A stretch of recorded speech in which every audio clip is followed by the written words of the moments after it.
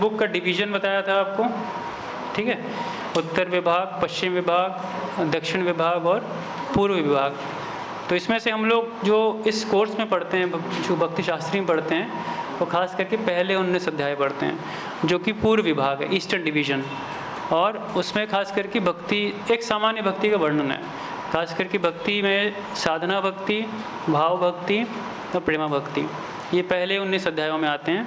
उसके बाद के जो अध्याय आते हैं, जिसमें कि दक्षिण विभाग में खास करके उसमें भगवत भक्ति यज्ञ रस के विषय में बताया गया 20 से 34।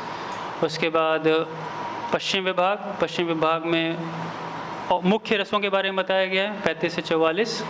और जो उत्तर विभाग है, जो कि 45 से 51 है, वो गौण भक्ति के रस, जो 12 रस होते हैं, इसमें 5 और 7 इस प्रकार से इसका विभाजन आता है। तो हम लोग पहले 19 का ही अध्ययन करते हैं इस भक्ति शास्त्री कोर्स में।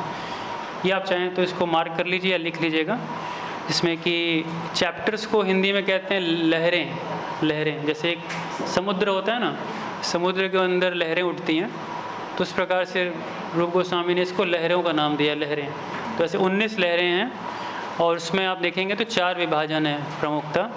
तो सामान्य भक्ति के बारे में चर्चा है, जो कि प्रस्तावना और पहले श्लोक के अंदर आती है। फिर दूसरे अध्याय से लेकर के 16वें अध्याय तक ये साधना भक्ति के विषय में आता है, जो कि साधना भक्ति के बारे में बताते हैं। 17 और 18 ये आपका भाव भक्ति है, ठीक है। और लास्ट का जो एक चैप्टर है 19th, प्रेमा भक्ति है, ठीक है ना। आपसे कोई भी पूछे कि भक्ति कितने प्रकार की है, तो आपको तुरंत इसका जवाब पता होना चाहिए, ठीक है। 3 प्रकार की है, 4 नहीं, 3। कौन कौन सी? साधना भक्ति, भाव भक्ति और प्रेमा भक्ति। सामान्य भक्ति तो डेफिनेशन है, जनरल डिस्क्रिप्शन है, वो मतलब भक्ति होती क्या वो बताया हुआ है।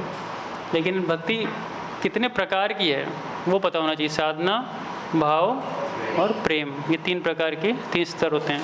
इसमें एक चीज़ ध्यान देने वाले पहलू ये है कि साधना भक्ति में सबसे ज़्यादा चैप्टर्स आपको मिलेंगे, 2 से लेकर के 16 तक। तो कोई भी हम जो साधना करते हैं, है ना, उसका कोई भी रेफरेंस आपको देखना है, just you can refer this 15 chapters. इन 15 अध्यायों में आपको क्या मिलेगा, सारा का सारा डिटेल मिल जाएगा, जो भी कुछ भक्ति में। इससे बाहर कुछ भी कर रहे हैं तो फिर वो एटलीस्ट रूप गोस्वामी के द्वारा प्रमाणित तो नहीं है। तो रूप गोस्वामी के द्वारा प्रमाणित है तो 2 से 16, और बहुत ही सुंदर तरीके से उन्होंने एक एक चीज़ का वर्णन यहाँ पे कर रखा है। और भाव भक्ति के भी लक्षण पता होने चाहिए हमें क्या होते हैं, और प्रेमा भक्ति, ये कुछ जनरल डिस्क्रिप्शन है, ठीक है। तो ये हमारा वर्ष था, अगर आपको याद होगा हमने इस पर चर्चा शुरू की थी, और इसमें हमने कुछ पहलुओं पे विचार किया था। इसके स्वरूप लक्षण थे कुछ, और तटस्थ लक्षण थे। तो स्वरूप लक्षण होते हैं मुख्य विशेषताएं। किसी को याद है स्वरूप लक्षण क्या था? हाँ बताइए भैया। बहुत अच्छा, वेरी गुड। अनुकूल्येन कृष्ण अनुशीलनम, ये 3 अक्षर, 3 शब्द आपको याद होने चाहिए। तो तीनों के अर्थ फिर से आज हम डिस्कस करेंगे। अनुकूल्येन कृष्ण अनुशीलनम, ठीक है। और तटस्थ लक्षण कौन बताएगा? आप बताइए भैया। नहीं, पूरा बताइए।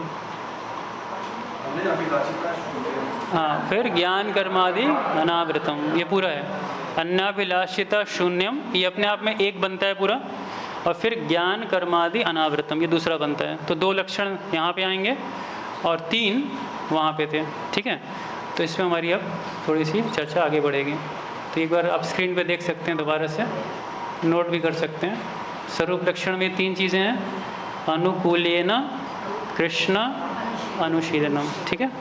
और तटस्थ लक्षण क्या है? अन्याभिलाषिता शून्यम और ज्ञान कर्मादि अनावृतम, ठीक है। ये कुछ हमारे वहाँ हैं, ठीक है। अब अनुशीलनम, तो इसमें 2 चीज़ें ध्यान दीजिएगा इस वर्ष के अंदर, इस अनुकूल्येन कृष्ण अनुशीलनम के अंदर, कि पहली चीज़ क्या है, यहाँ पे भावना का वर्णन आता है कि भगवान के प्रति जब कोई सेवा करते हैं ना, तो सेवा के पीछे भावना अनुकूल होनी चाहिए। कहने का मतलब है कृष्ण को प्रसन्न करने की भावना से किया गया कार्य, ठीक है ना। ये बहुत महत्वपूर्ण है। इसके लिए मैंने आपको उदाहरण दिया था लास्ट टाइम कि हो सकता है कृष्ण के लिए कोई प्रतिकूल भाव से भी कृष्ण को सेवा कर रहा हो, और हो सकता है कृष्ण उससे संतुष्ट भी हों, लेकिन फिर भी वो चीज़ भक्ति नहीं काउंट होती है। उसको भक्ति नहीं माना जाता है। जैसे कंस ने चाणूर मुष्टिक को भेजा, चाणूर मुष्टिक युद्ध किए, मल्ल युद्ध किए भगवान के साथ। तो उस मल्ल युद्ध में क्या चल रहा है कि मल्ल युद्ध में चाणूर मार रहा है, मुष्टिक मार रहा है भगवान को, तो भगवान को अच्छा लग रहा है, भगवान को प्लेजर मिल रहा है, उससे मार रहा है ना, उसे खुशी मिल रही है। लेकिन वो भक्ति नहीं काउंट होती है, क्योंकि वहाँ पे जो भावना है चाणूर मुष्टिक या कंस की, वो क्या है? हाँ, द्वेष की भावना है, भगवान को चोट पहुँचाने की भावना है, भगवान को दर्द पहुँचाने की या मारने की इच्छा है, तो इसलिए वो भक्ति नहीं काउंट होती है। लेकिन एक और उदाहरण देखेंगे माता यशोदा का। तो माता यशोदा कृष्ण को स्तनपान करा रही हैं, और उसके बाद क्या होता है, देखती हैं कि चूल्हे से दूध गिर रहा है, तो वो बच्चे को नीचे रख करके चली जाती हैं दूध बचाने के लिए। अभी क्या है, इस चीज़ से एक्सटर्नली स्पीकिंग तो कृष्ण को क्या हो रहा है, दुख पहुंचा ना, कृष्ण को बुरा लगा। इसके बाद ही हम देखते हैं कि उन्होंने माखन वो मटकी फोड़ी, और मटकी फोड़ के उन्होंने पूरी लीला की, जो उकल बंधन लीला आती है। तो एक्सटर्नली अपेयरिंग क्या दिख रहा है हमें कि कृष्ण असंतुष्ट हैं, लेकिन ये चीज़ भक्ति काउंट होती है। क्यों भक्ति काउंट होती है कि वो जो दूध था जिसको माता यशोदा बचाने गई हैं, वो किसके लिए था? कृष्ण के लिए था। तो भावना यहाँ पे क्या थी? अनुकूल थी, ठीक है ना, भावना अनुकूल थी। लेकिन हो सकता है कृष्ण बाह्य रूप से कैसे दिख रहे हैं? क्रोधित दिख रहे हैं, असंतुष्ट दिख रहे हैं। बहुत महत्वपूर्ण है बात को समझना, इसलिए अनुकूल्यना शब्द बहुत महत्वपूर्ण है। भक्त की भावना बहुत मैटर करती है भक्ति में। कई बार लोग ऐसा कह देते हैं कि भक्ति करते रहो, ज़्यादा सोचो मत कि किस भावना से कर रहे हैं, क्या कर रहे हैं, नहीं, इसको सोचना पड़ेगा। कई लोग अजामिल का उदाहरण देते हैं, अजामिल ने बिना भावना के नाम लिया था। वो बात सत्य है, वो नाम की महिमा है, वो अजामिल की महिमा नहीं, वो नाम की महिमा है कि नाम तो आपको ऐसे स्वीकार कर लेगा, लेकिन भक्ति भावना होती है कि वो अपना best they. It's a reciprocation, it's a reciprocation. देखिए, भगवान और भक्त के बीच में आपसी आदान प्रदान होता है। तो भगवान तो आपको किसी व्यवस्था में स्वीकार कर लेंगे, जैसे भी आप जाएंगे भगवान आपको हमेशा स्वीकार कर लेंगे, भगवान की मानता है। लेकिन भक्त क्या उद्देश्य रखता है कि मैं अपना कितना बेस्ट दे सकता हूँ भगवान को, what's best I can give, जो भी है मेरे पास, तो वो अनुकूल कहलाता है, ठीक है ना, इस बात को समझिएगा। दूसरा शब्द है इसमें कृष्ण। कृष्ण का अर्थ है यहाँ पे स्वयं भगवान कृष्ण, उनके अवतार। और वैसे तो कहा जाए हर चीज़ भगवान ही है, मतलब मायावाद नहीं कह रहा हूँ मैं, हर चीज़ क्या है, भगवान का एक्सपेंशन है, भगवान की एनर्जी है। इसलिए हर चीज़ को फिर यहाँ कृष्ण नहीं कह सकते हैं, कुछ स्पेसिफिक चीज़ें हैं। कृष्ण के साथ कृष्ण के जितने अवतार होते हैं वो, और कृष्ण से संबंधित तदीय का मतलब होता है जैसे भगवान के शुद्ध भक्त होते हैं, तो उनको भी इसी में काउंट किया जाता है। तो इनके प्रति वो भाव होना चाहिए। अगर हमारा भाव भगवान के शुद्ध भक्तों के प्रति अनुकूल है, भगवान के किसी भी अवतार के प्रति अनुकूल है, भगवान कृष्ण स्वयं उनके प्रति अनुकूल भावना है, तो सब भक्ति में काउंट हो जाएंगे। समझ रहे हैं? ये इतनी सुंदर परिभाषा है श्री रूप गोस्वामी ने लिखी है कि इसमें हर चीज़ आ जाती है। एक्चुअली न्याय शास्त्रों में बताते हैं कि परिभाषा किसी भी चीज़ की होती है ना, वो कंप्लीट होनी चाहिए, इनकम्प्लीट नहीं होनी चाहिए। और इससे पहले भी लोगों ने भक्ति को डिफ़ाइन किया है। आप अगर एक पुस्तक है नारद भक्ति सूत्र, अगर आप पढ़ेंगे मिल जाएगी आपको, तो नारद भक्ति सूत्र के अंदर बहुत बड़े बड़े ऋषियों ने भक्ति की व्याख्या की है, भक्ति की परिभाषा लिखी है। लेकिन आप उनकी डेफिनेशंस देखेंगे तो बहुत ही इनकम्प्लीट है, कंप्लीट नहीं अपने आप में। लेकिन ये जो रूप गोस्वामी ने लिखा है, ये वर्स एक्चुअली कंपोज किसने किया है? रूप गोस्वामी ने लिखा है वर्स। ये जो न्यायभिलाषिता वर्स है ना, ये किसी स्क्रिप्चर में नहीं मिलेगा आपको, ये लिखा गया है रूप गोस्वामी के द्वारा, खुद लिखा है उन्होंने, खुद बनाया इस वर्स को उन्होंने। ये उनकी दक्षता थी, और लिख करके उन्होंने बताया कि भक्ति की डेफिनेशन क्या होती है। तो कृष्ण शब्द का अर्थ ये तीन चीज़ें होती हैं।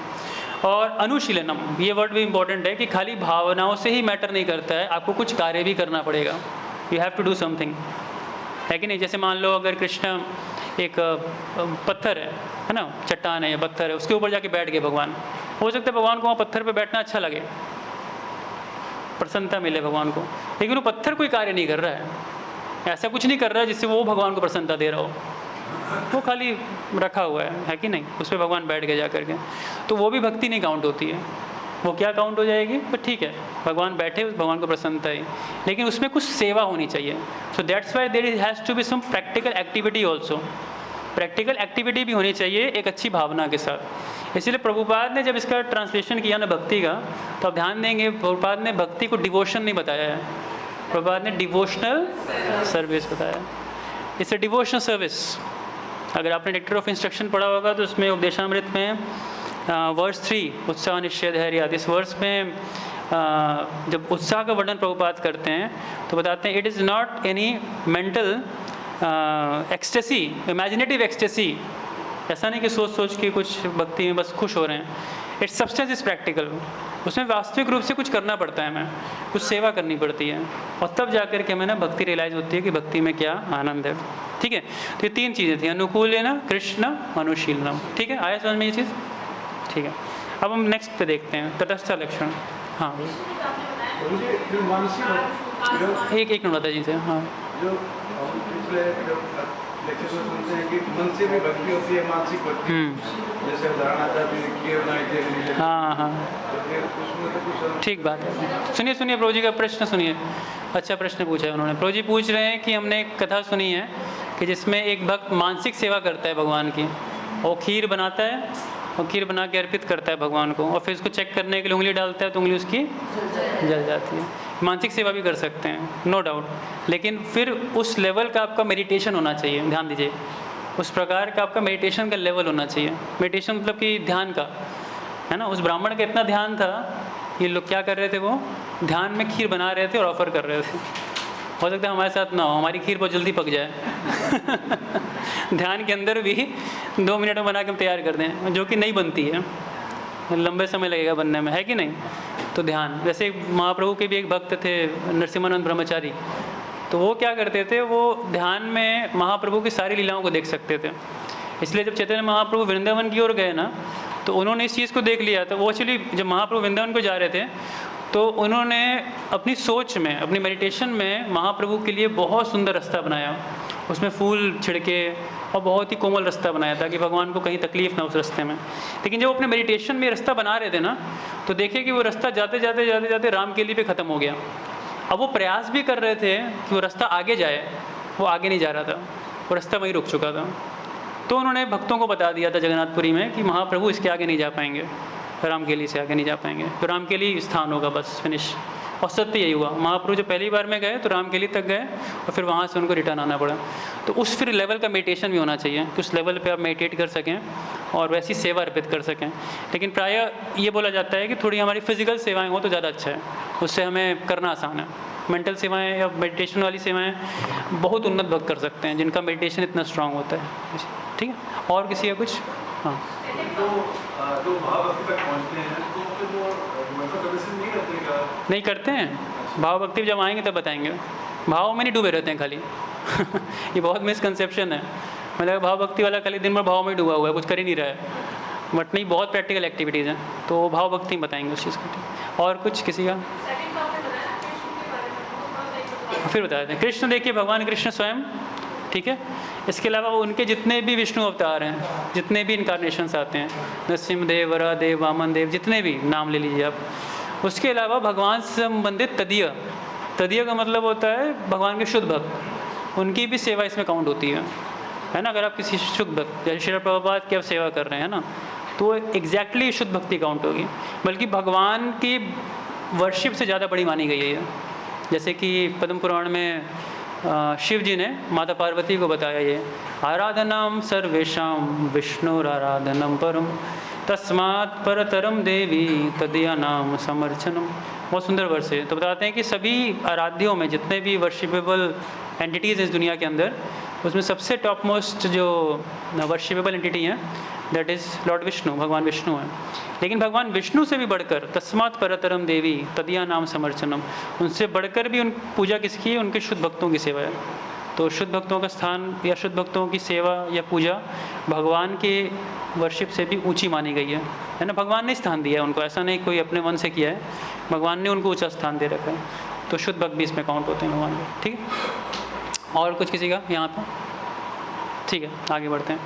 तो तटस्थ लक्षण पे आते हैं। तो तटस्थ लक्षण में देखिएगा यहाँ पे एक शब्द है अन्य अभिलाषिता शून्यम।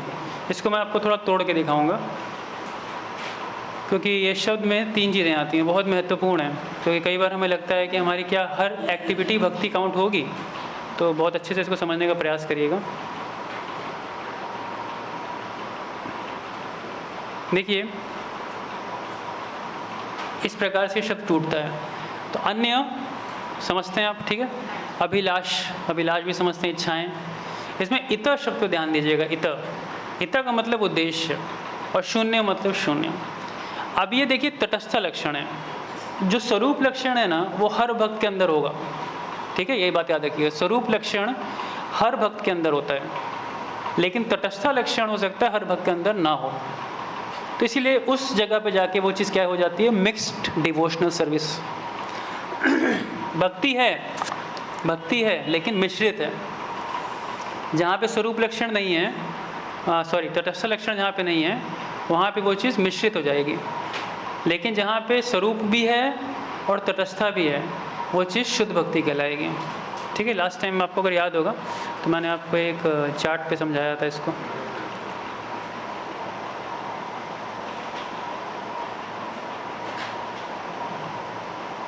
ठीक है, ये लास्ट टाइम का है, अगर आपको ध्यान होगा। तो स्वरूप लक्षण और तटस्थ लक्षण, तो मिक्स डिवोशनल सर्विस मतलब मिश्रित भक्ति जिसे कहते हैं ना, उसमें क्या चीज़ हो सकती है, स्वरूप लक्षण हो सकता है। स्वरूप लक्षण मतलब है अनुकूलेन कृष्ण अनुशीलनम, ये हो सकता है, और ये हर भक्त के अंदर होता है ना। वो अनुकूल भाव से भगवान की सेवा करता है, ठीक है, तो बड़ा सरल है। लेकिन तो तटस्थ लक्षण है वो हो सकता है ना हो, जिसमें कि अन्याभिलाषिता शून्यम ज्ञान कर्मादि अनावृतम, ठीक है। इसके बारे में थोड़ा बताएंगे आगे। प्योर डिवोशन में दोनों चीज़ें मिलेंगी आपको, और जो भक्त नहीं है उसके अंदर ऑब्वियसली दोनों ही चीज़ें नहीं मिलेंगी। तो स्वरूप लक्षण is there in all the devotees and तटस्थ लक्षण is there in the pure devotees. जहाँ पे तटस्थ लक्षण नहीं होते हैं उस चीज़ को मिक्स डिवोशन कहते हैं, एक मिश्रित भक्ति बोलते हैं, ठीक है, सरल है। अब इस शब्द पे देखते हैं कहाँ पे जाके डिफरेंस आ जाता है। देखिए इसमें कह रहे हैं अन्य अभिलाष इत शून्यम, मतलब उसके अंदर और कोई इच्छा नहीं होनी चाहिए भगवान को संतुष्ट करने के अलावा, तभी वो भक्ति कहलाएगी, ठीक है ना। उसकी और कोई इच्छा नहीं होनी चाहिए। अगर उसकी कोई और भी इच्छाएं हैं भगवान को संतुष्ट करने के अलावा, तो वो चीज़ भक्ति नहीं काउंट होती है, ठीक है ना। तो भक्ति means Krishna wants exclusive devotion, खाली मैं और मैं और मैं और कुछ नहीं, खाली मेरी भक्ति करनी है आपको, दैट्स ऑल। अब ये बहुत डिमांडिंग लग सकता है, मुझे लगता है कि it's too demanding, but it is, ये है, भक्ति में ये चीज़ है। भगवान चाहते हैं भक्तों से कि वो 100% खाली अगर कुछ करें तो मेरी संतुष्टि के लिए ही कार्य करें और कुछ ना करें, ठीक है। लेकिन इसमें एक इंटरेस्टिंग टर्न है। इंटरेस्टिंग टर्न क्या है, जो शब्द इत आता है, अब इसमें आप बहुत सारे कार्य हैं जो भगवान की संतुष्टि के लिए नहीं करते हैं, ठीक है। अब जैसे कि मान लीजिए घर में बच्चे हैं, हम माताएं उनको खाना खिला रही हैं या उनको स्कूल भेज रही हैं या तैयार कर रही हैं कुछ, अब वो कहीं से कृष्ण की संतुष्टि नहीं उसमें। हाँ बोल सकते हैं भक्त है बच्चा, वो भगवान का है, पार्ट एंड पार्सल है, उसको भक्ति में आगे बढ़ने में उसकी हेल्प कर रहे हैं, बोल सकते हैं सर, लेकिन ये डायरेक्टली नहीं है। दैनिक बहुत सारे कार्य होते हैं हम जो करते हैं, हम नहाते हैं, धोते हैं, फिर और भी बहुत सारे कार्य करते हैं, तो वो कई चीज़ों पे कृष्ण का कहीं लेना देना नहीं उसमें है कि नहीं। रोज़मर्रा कितनी सारी चीज़ें होती हैं जहाँ पे कृष्ण का कोई लेना देना नहीं है।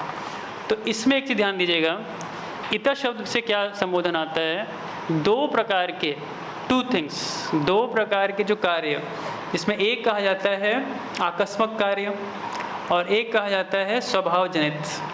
ये चीज़ क्या हो जाती है, हाँ थोड़ा तेज में जा रहा हूँ शायद, मैं लिख के दिखाता हूँ आपको थोड़ा सा।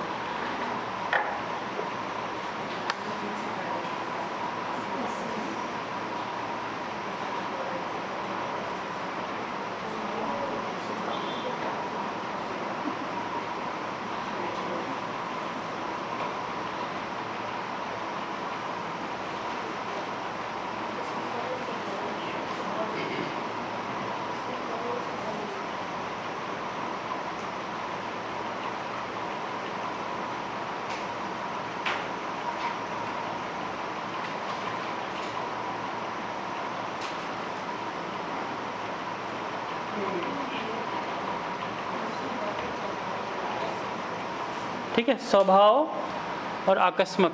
आकस्मिक मतलब होता है इमरजेंसी सिचुएशंस।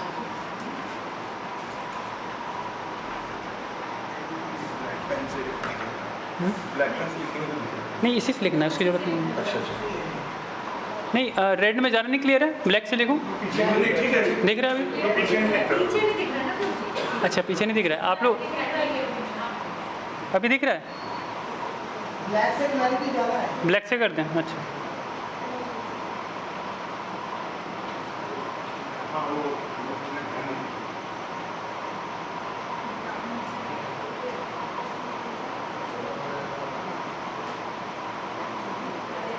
ठीक है, स्वभाव।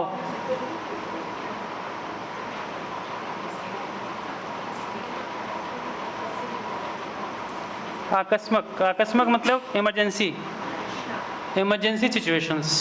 और स्वभाव जनित, स्वभाव जनित मतलब it's like your natural inclination, प्रकृति जिसे बोलते हैं। इंक्लिनेशन एक प्रकृति की लिख लीजिए सरल भाषा में कि मेरी प्रकृति है इस प्रकार से। मैं इसका उदाहरण दूंगा अभी आपको कैसे बताना चाह रहा हूँ। तो जैसे कि देखिए प्रभुपाद हैं, प्रभुपाद को कचौड़ी पसंद है। अब इसमें कहीं भगवान की इच्छा तो नहीं आई, भगवान की संतुष्टि इसमें तो कहीं है नहीं। उदाहरण देता हूँ, मान लीजिए प्रभु जी प्रसाद खा रहे हैं और कोई सर्व कर रहे हैं उनको, ठीक है ना, और आप नेक्टर डिवोशन की क्लास अटेंड करके गए, प्रसाद सर्विंग कर रहे हैं, आपके पास 2 स्वीट सर्व करने का वो है, मौका है। एक है रसगुल्ला सर्व कर सकते हैं, गुलाब जामुन सर्व कर सकते हैं। आपने इनसे पूछा प्रभु जी क्या लेना चाहेंगे, रसगुल्ला लेंगे कि गुलाब जामुन लेंगे? तो ये बोलेंगे रसगुल्ला दे दो मेरे को। तो बोलो देखो आपकी जो इच्छा है भगवान की इच्छा से कितनी अलग है। आपकी इच्छा भगवान की इच्छा में बहुत भेद है ना। भगवान ने कहाँ बोला कि भगवान को रसगुल्ला पसंद है, लेकिन आप डिमांड करो रसगुल्ले की, कोई कह सकता है कि नहीं? इच्छाओं में भेद है कि नहीं? लेकिन ये चीज़ भक्ति में काउंट होती है।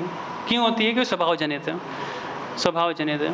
स्वभाव मतलब कि हमारा जो एक नेचुरल इंक्लिनेशन है किसी चीज़ के प्रति, जो कि हमें प्रकृति द्वारा प्राप्त होता है, उस चीज़ को भी भक्ति में काउंट करते हैं, ठीक है, स्वभाव जनित।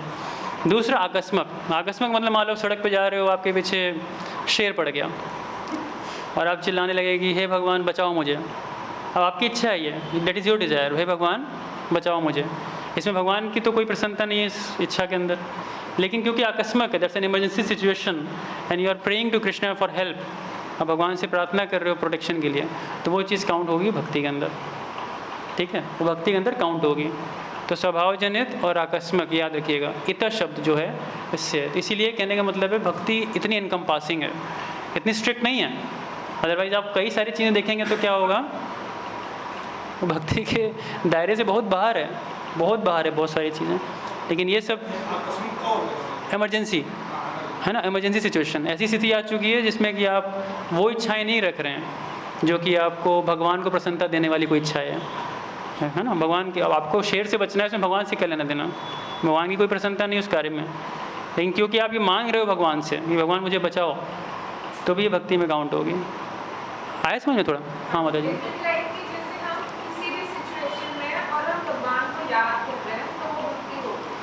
No actually it's like emergency situation, जब आप सही में बहुत संकट में आ चुके हो और हम भगवान को ही याद कर रहे हैं, इसीलिए भक्ति है। ऑब्वियसली भक्त है तो भगवान को याद करेगा ही करेगा, for no doubt it will remember Krishna.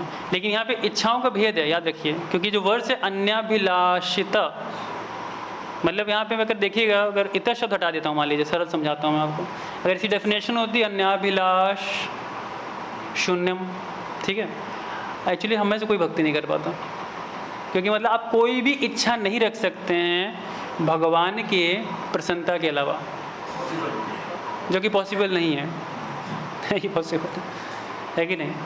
तो आपकी लाइफ एकदम बहुत कठिन हो जाएगी। लेकिन इस स्कोप इतर शब्द ऐड करने से क्या होता है डेफिनेशन के अंदर, कि आपको ये 2 चीज़ों में एक कह लो एक रास्ता दे दिया है, छूट मिल गई। हाँ सरल भाषा में छूट मिल गई। हाँ मीन्स टू से कि आपको स्कोप दिया है थोड़ा सा, कि ये 2 चीज़ों में आप अगर कुछ कर रहे हो तो वो भक्ति में काउंट हो जाएगी। थोड़ी बहुत तो इच्छाएं होती है जो नेचुरल होती है, तो वो हाँ भक्ति में काउंट होती है। हाँ आ रहा हूँ। तो नेचुरल में भी समझने की कोशिश करिए, वो स्वभाव जनित होनी चाहिए, उसमें विकृत जनित नहीं होती हैं। मैं थोड़ा सा कॉम्प्लेक्स नहीं करना चाहता, बट सरल रखना चाहता हूँ आपके लिए। विकृत जनित कैसी होती है ना, अब कोई कह सकता है कि मेरे अंदर प्रभु जी बहुत लालच भरा हुआ है, और लालच के नाते मैं कोई कार्य कर रहा हूँ और मैं कृष्ण के लिए कर रहा हूँ, जस्टिफाई करते हैं लोग। तो लालच प्रकृति नहीं होती, उसे विकृति बोलते हैं। और 6 प्रकार की विकृति हम जानते हैं, काम, क्रोध। शरीर का भी स्वाभाविक कहीं नहीं है। स्वभाव जनित क्या होती है? 3 मोड्स ऑफ नेचर से, प्रकृति के 3 गुणों से हम सबको एक शरीर मिला है, और शरीर और मन मिला हुआ है। और हम सबकी अपनी एक जीवन शैली होती है, जिसमें कुछ चीज़ें हमें स्वाभाविक रूप से अच्छी लगती हैं, कुछ बुरी लगती हैं। उसको थोड़ा डिटेल में पढ़ना पड़ता है, क्या क्या होती है, क्या नहीं होती है। प्रकृति उसको बोलते हैं टेक्निकली स्पीकिंग। उसके जनित आप कोई कार्य करते हैं ना, तो जैसे खाने का उदाहरण मैंने सरल सा दिया आपको। अब खाने में कोई चीज़ आपको पसंद है, तो ऐसा नहीं कि वो भक्ति से कहीं बाहर होगी, वो that will be included in the भक्ति, ठीक है ना। जैसे उदाहरण दिया, प्रभुपाद जी कचौड़ी पसंद है, एग्जाम्पल दिया ना। अब देखोगे तो इसका कहीं कोई लेना देना नहीं है भगवान की इच्छाओं से, but it's a natural liking of a person, so it is included in the भक्ति। जैसे भगवान को भोग लगाते एक एक करके, हाँ। भगवान को भोग लगाते हैं, तो भगवान को हम अपनी पसंद के अकॉर्डिंग जो हमें पसंद होता है, जनरली हम वही भगवान को भोग लगाते हैं। भगवान का भी ध्यान रखते हैं कि भगवान को क्या पसंद है, कि क्या हमें पसंद है, जनरली वही चीज़ें बनाते हैं, भगवान की भोग लगाते हैं, और वो बिल्कुल, ये शुद्ध भक्ति में काउंट होती है। पसंद भी है, अब लगाइए भी, ठीक है। बहुत एडवांस करते हैं भक्ति के अंदर ना, तो नेचुरली हम वो चीज़ लगाना चाहते हैं जो कृष्ण को पसंद होती हैं। फिर आपको वास्तविक रूप से कृष्ण को क्या पसंद है उसको जानना पड़ता है, उसको आचार्यों के माध्यम से हम जानते हैं, पढ़ते हैं, फिर उन चीज़ों को लगाते हैं। जैसे भोग आरती है, अब भोग आरती आप भक्तिनाथ ठाकुर की पढ़ेंगे तो कई आइटम्स आपको समझ में भी नहीं आएंगे भगवान को क्या पसंद है। शाक के इतने सारे आइटम्स हैं, स्वीट्स इतने सारे हैं, मोस्टली लाइक बंगाली कुजीन्स ध्यान से देखेंगे तो हम में से कईयों को नहीं हो सकता बनाने भी आता हो या पता भी हो क्या है वो चीज़ें, but nonetheless that's what's Lord Chaitanya Mahaprabhu love, उनको वो चीज़ें पसंद थी। लेकिन इसका मतलब ये नहीं है कि अगर आप अपने घर में बैठ के छोले भटूरे खा रहे हैं या बना रहे हैं, भगवान को भोग लगा के दे रहे हैं, तो भक्ति से बाहर होगा। इट्स नॉट सो, वो भक्ति के अंदर ही इंक्लूड होगा। आया समझ में चीज़? तो इतर शब्द बहुत इंपॉर्टेंट है ये। हाँ, जो शुरुआत होती है भक्ति की, वो तो हमारी स्थिति को भी लगभग यही चलती है कि बच्चों को क्या पसंद है, पहले उनको देखा फिर भोग लगाया। तो इस स्थिति में वो कभी भविष्य में प्रयास कर ही नहीं है कि ये स्थिति भी आएगी, हम पहले सोचेंगे कि भगवान को क्या पसंद है, अभी भी सोचते हैं कभी कभी। तो दोनों स्थिति में फ़र्क क्या है? क्या वो फ़र्क ये है कि आप और सेल्फलेस हो जाते हैं और डिटैच हो जाते हैं आप, और शारीरिक चेतना से ऊपर उठ जाते हैं आप, ठीक है ना। तो उस स्थिति में भक्ति को रिलिश कर पाना ज़्यादा आसान होता है। भक्ति बहुत रिलिशेबल होती है, भक्ति बहुत रिलिशेबल है। हम जब आएंगे आगे तो आपको एक चीज़ बताएंगे 6 लक्षणों में, संदरानंद विशेष आत्मा। तो वो क्या है कि बहुत आनंदमयी हो जाती है भक्ति में। छोटे से भी कोई कार्य करेंगे बहुत आनंद देगा। और कई बार लोग बहुत कार्य भी करते हैं भक्ति में, लेकिन आनंद कुछ नहीं मिलता है तो उसमें डिफरेंस है कॉन्शियसनेस का। तो चेतना बढ़ती है, चेतना हमारी बहुत उन्नत हो जाती है। तो हमें छोटी छोटी चीज़ें करनी है। अब भगवान की तुलसी अर्पित भी मिलेगी ना, आनंद में आ जाएंगे आप। लेकिन हो सकता है आप दिन भर महाप्रसाद भी खाएं तो सुखी नहीं हैं आप। तो देयर इज अ डिफरेंस, ठीक है। हाँ भैया, जैसे आपने लालच के ऊपर बोला, लालच के ऊपर भी बोला। हाँ, लेकिन जैसे धन है, मान लिया सभी को चाहिए, इसकी कितनी जरूरत है वो एक विषय अलग है। लेकिन हम भगवान से मांग भी रहे हैं, तो क्या वो भक्ति में हम नहीं। उनकी सेवा कर रहे हैं? जैसे वो क्या थोड़ा सा लेकिन नहीं, ये चीज़ नहीं आएगी, क्योंकि इसको जस्टिफाई करते हैं भक्ति में। लोग क्या करते हैं कि सोचते हैं कि मैं अपनी लालच को भक्ति में जस्टिफाई कर दूं कि भगवान मेरे को आप दो। वैसे कई सारी चीज़ें हैं, इसमें कॉन्ट्रैक्ट भगवान के साथ कर लेते हैं कि भगवान इतना दोगे, 10% आपका फिक्स है ना, 15% 20% फिक्स है, आपको देते रहो बस, और मैं देता रहूँगा आपको। सो दैट्स नॉट शुद्ध भक्ति, दैट्स नॉट प्योर डिवोशन, क्योंकि वहाँ पे आप अपनी लालच को जस्टिफाई कर रहे हो। तो दैट्स नॉट शुद्ध भक्ति, ठीक है। पैसे के बगैर तो काम किसी का नहीं चलता, मेरा वो थोड़ा सा ये तो सत्य बात है, लेकिन लालच एक अलग चीज़ होती है जो ज़रूरत से बहुत ज़्यादा होती है। बचपन में तो सुनी है ना कहानी, एक बार राजा अनाउंस करता है ना कि राज्य में कल दौड़ लगाएंगे, तो जो जितना दूर तक दौड़ेगा उसको उतना ज़मीन दे दिया जाएगा। तो एक आदमी तो बहुत खुश हो गया, मतलब लोग दौड़ना शुरू किए, कई लोग 8 बजे शुरू किए, 11-12 बजे तक ख़त्म कर दिए, भाई चलो इतना लैंड दिया ख़त्म। और शाम के 5 बजे तक दौड़ता रहा। लोग बोले पानी पी लो, आराम कर लो, कुछ कर लो, नहीं आज मौका मिला है ले लो जितना लेना है। जब 5 बजे तक वो दौड़ता गया 5:30 पे ज़मीन पे, और शरीर छोड़ दिया। फिर आज आया, देखो बताया कि देखो इसको इतनी जगह चाहिए थी, 6x3 की, 6 फीट बाई 3 फीट की जगह चाहिए थी, लेकिन इसकी लालच ने इसको पूरे 7-8 घंटे दौड़ाया। तो ये चीज़ समय के साथ हमें देखनी चाहिए कि कितना ज़रूरत है, कितनी लालच है चीज़ में। हाँ बताइए पीछे। हाँ, अब ये मैं इसलिए नहीं जाना चाहता, बहुत लंबा है ये डिस्कशन स्वभाव जनित। वैसे बहुत सारी चीज़ें आ जाएंगी। खाना आता है एक व्यक्ति का, उसके बाद व्यक्ति की जीवन, वो भक्ति से कैसे हम वो चीज़ ऐसा नहीं, ऐसा कभी मत सोचिएगा कि वो भक्ति से बाहर है वो चीज़। That is in the part of a bhakti only.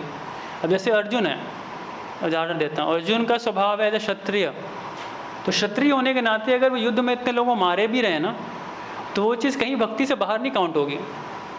भक्ति से इतने लोगों की हत्या की है ना, इतने लोगों को मारना, कोई कह सकता है ये भक्ति कैसे है, बट इट इज़ अ भक्ति, ये भक्ति है। तो क्षत्रिय है ना, क्षत्रिय कार्य है, उसको मारना पड़ेगा। उसी प्रकार से ब्राह्मण का कार्य है कि नहीं? उसी प्रकार से वैश्य का अपना कार्य है, शूद्र का अपना कार्य है। तो ये वर्णाश्रम के तहत डिवाइड होता है। अगर वो भक्त है तभी उसके स्वभाव जनित कार्य जो है वो भक्ति में आता स्वभाव जनित न माता जी शरीर और मन से आता है। हर भक्त का अपना एक शरीर और मन भी है साथ में। भक्ति भी है, नो डाउट, भक्ति तो आत्मा का विषय है, लेकिन शरीर और मन भी कार्य करता है। तो इसीलिए वो शरीर मन के अंदर जो चीज़ें होती हैं, जो वो स्वभाव का मतलब सीधा सीधा मेरा वर्ण से संबंध है, वर्ण आश्रम की बात कर रहा हूँ मैं, वो उसके तहत कुछ कार्य करता है वो व्यक्ति ना। तो वो है, ये स्वभाव वाला पॉइंट बहुत इंपॉर्टेंट है। नेक्टर इंस्ट्रक्शन में भी आपने पढ़ा होगा, 6ठे वर्ष में, दृष्टे स्वभाव जनितिर वपुचश्च दोषैर न प्राकृतत्वम यह भक्त जनस्य पश्येत् गंगाम भसाम बुद्बुदफेन पंकैर ब्रह्म द्रवत्वम अपगच्छति नीरधर्मे। जैसे वैष्णवों के विषय में वर्ष आता है, 6ठा वर्ष है नेक्टर इंस्ट्रक्शन का, कि वैष्णवों को भी स्वभाव से या उनके वपु से नहीं देखना चाहिए। वपु मतलब कभी ऐसा नहीं देखना चाहिए, अरे कैसे मोटे वैष्णव हैं, पतले वैष्णव हैं, काले हैं, ये हैं, हाँ इस प्रांत से बिलोंग करते हैं, अमेरिकन वैष्णव हैं, ये इंडियन वैष्णव हैं।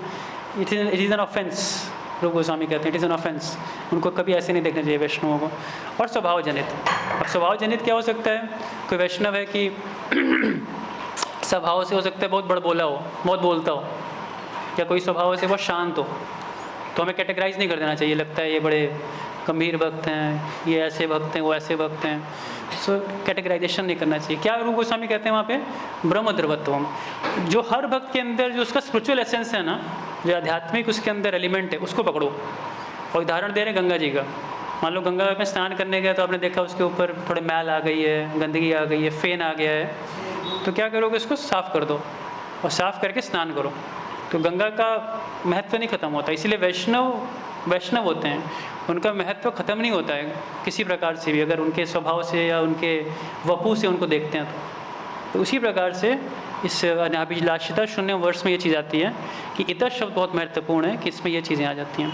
और आकस्मिक स्थितियाँ, जब कभी भी आप इमरजेंसी सिचुएशन में आ गए, है ना, और भगवान से प्रार्थना कर रहे हैं कि भगवान बचा लो मुझे, तो गलत नहीं है, इट्स वेरी फाइन। वो शुद्ध भक्ति के अंदर आएगी। तो ये रूप गोस्वामी ने हम सबको एक बड़ा सिक्योर स्टैंड दे दिया है। ठीक है, इतना आया समझ में? आप बोलिए माता जी पीछे।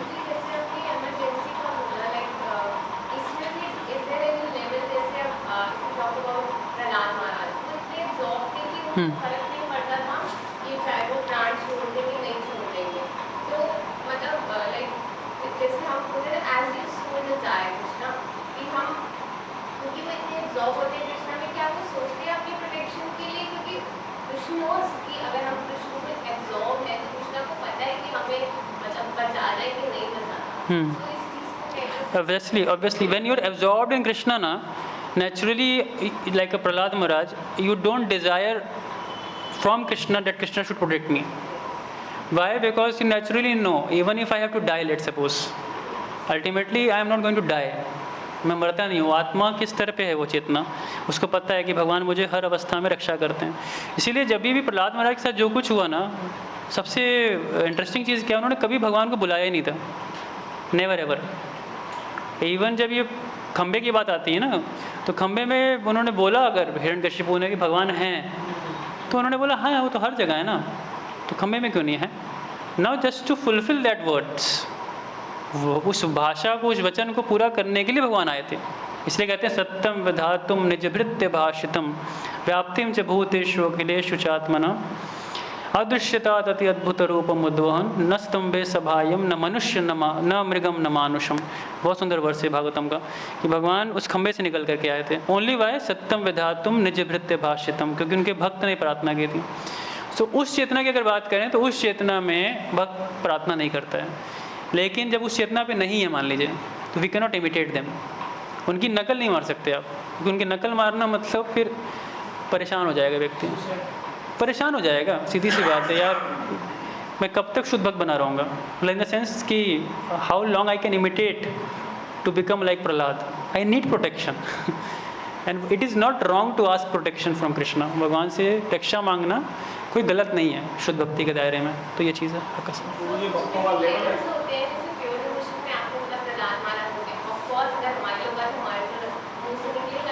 राइट, आप जो ये प्रार्थना कर रहे हैं ना, it is under pure devotion only. जो साधना भक्ति कर रहे हैं, जो भी साधना भक्ति कर रहे हैं वो शुद्ध भक्त होते हैं।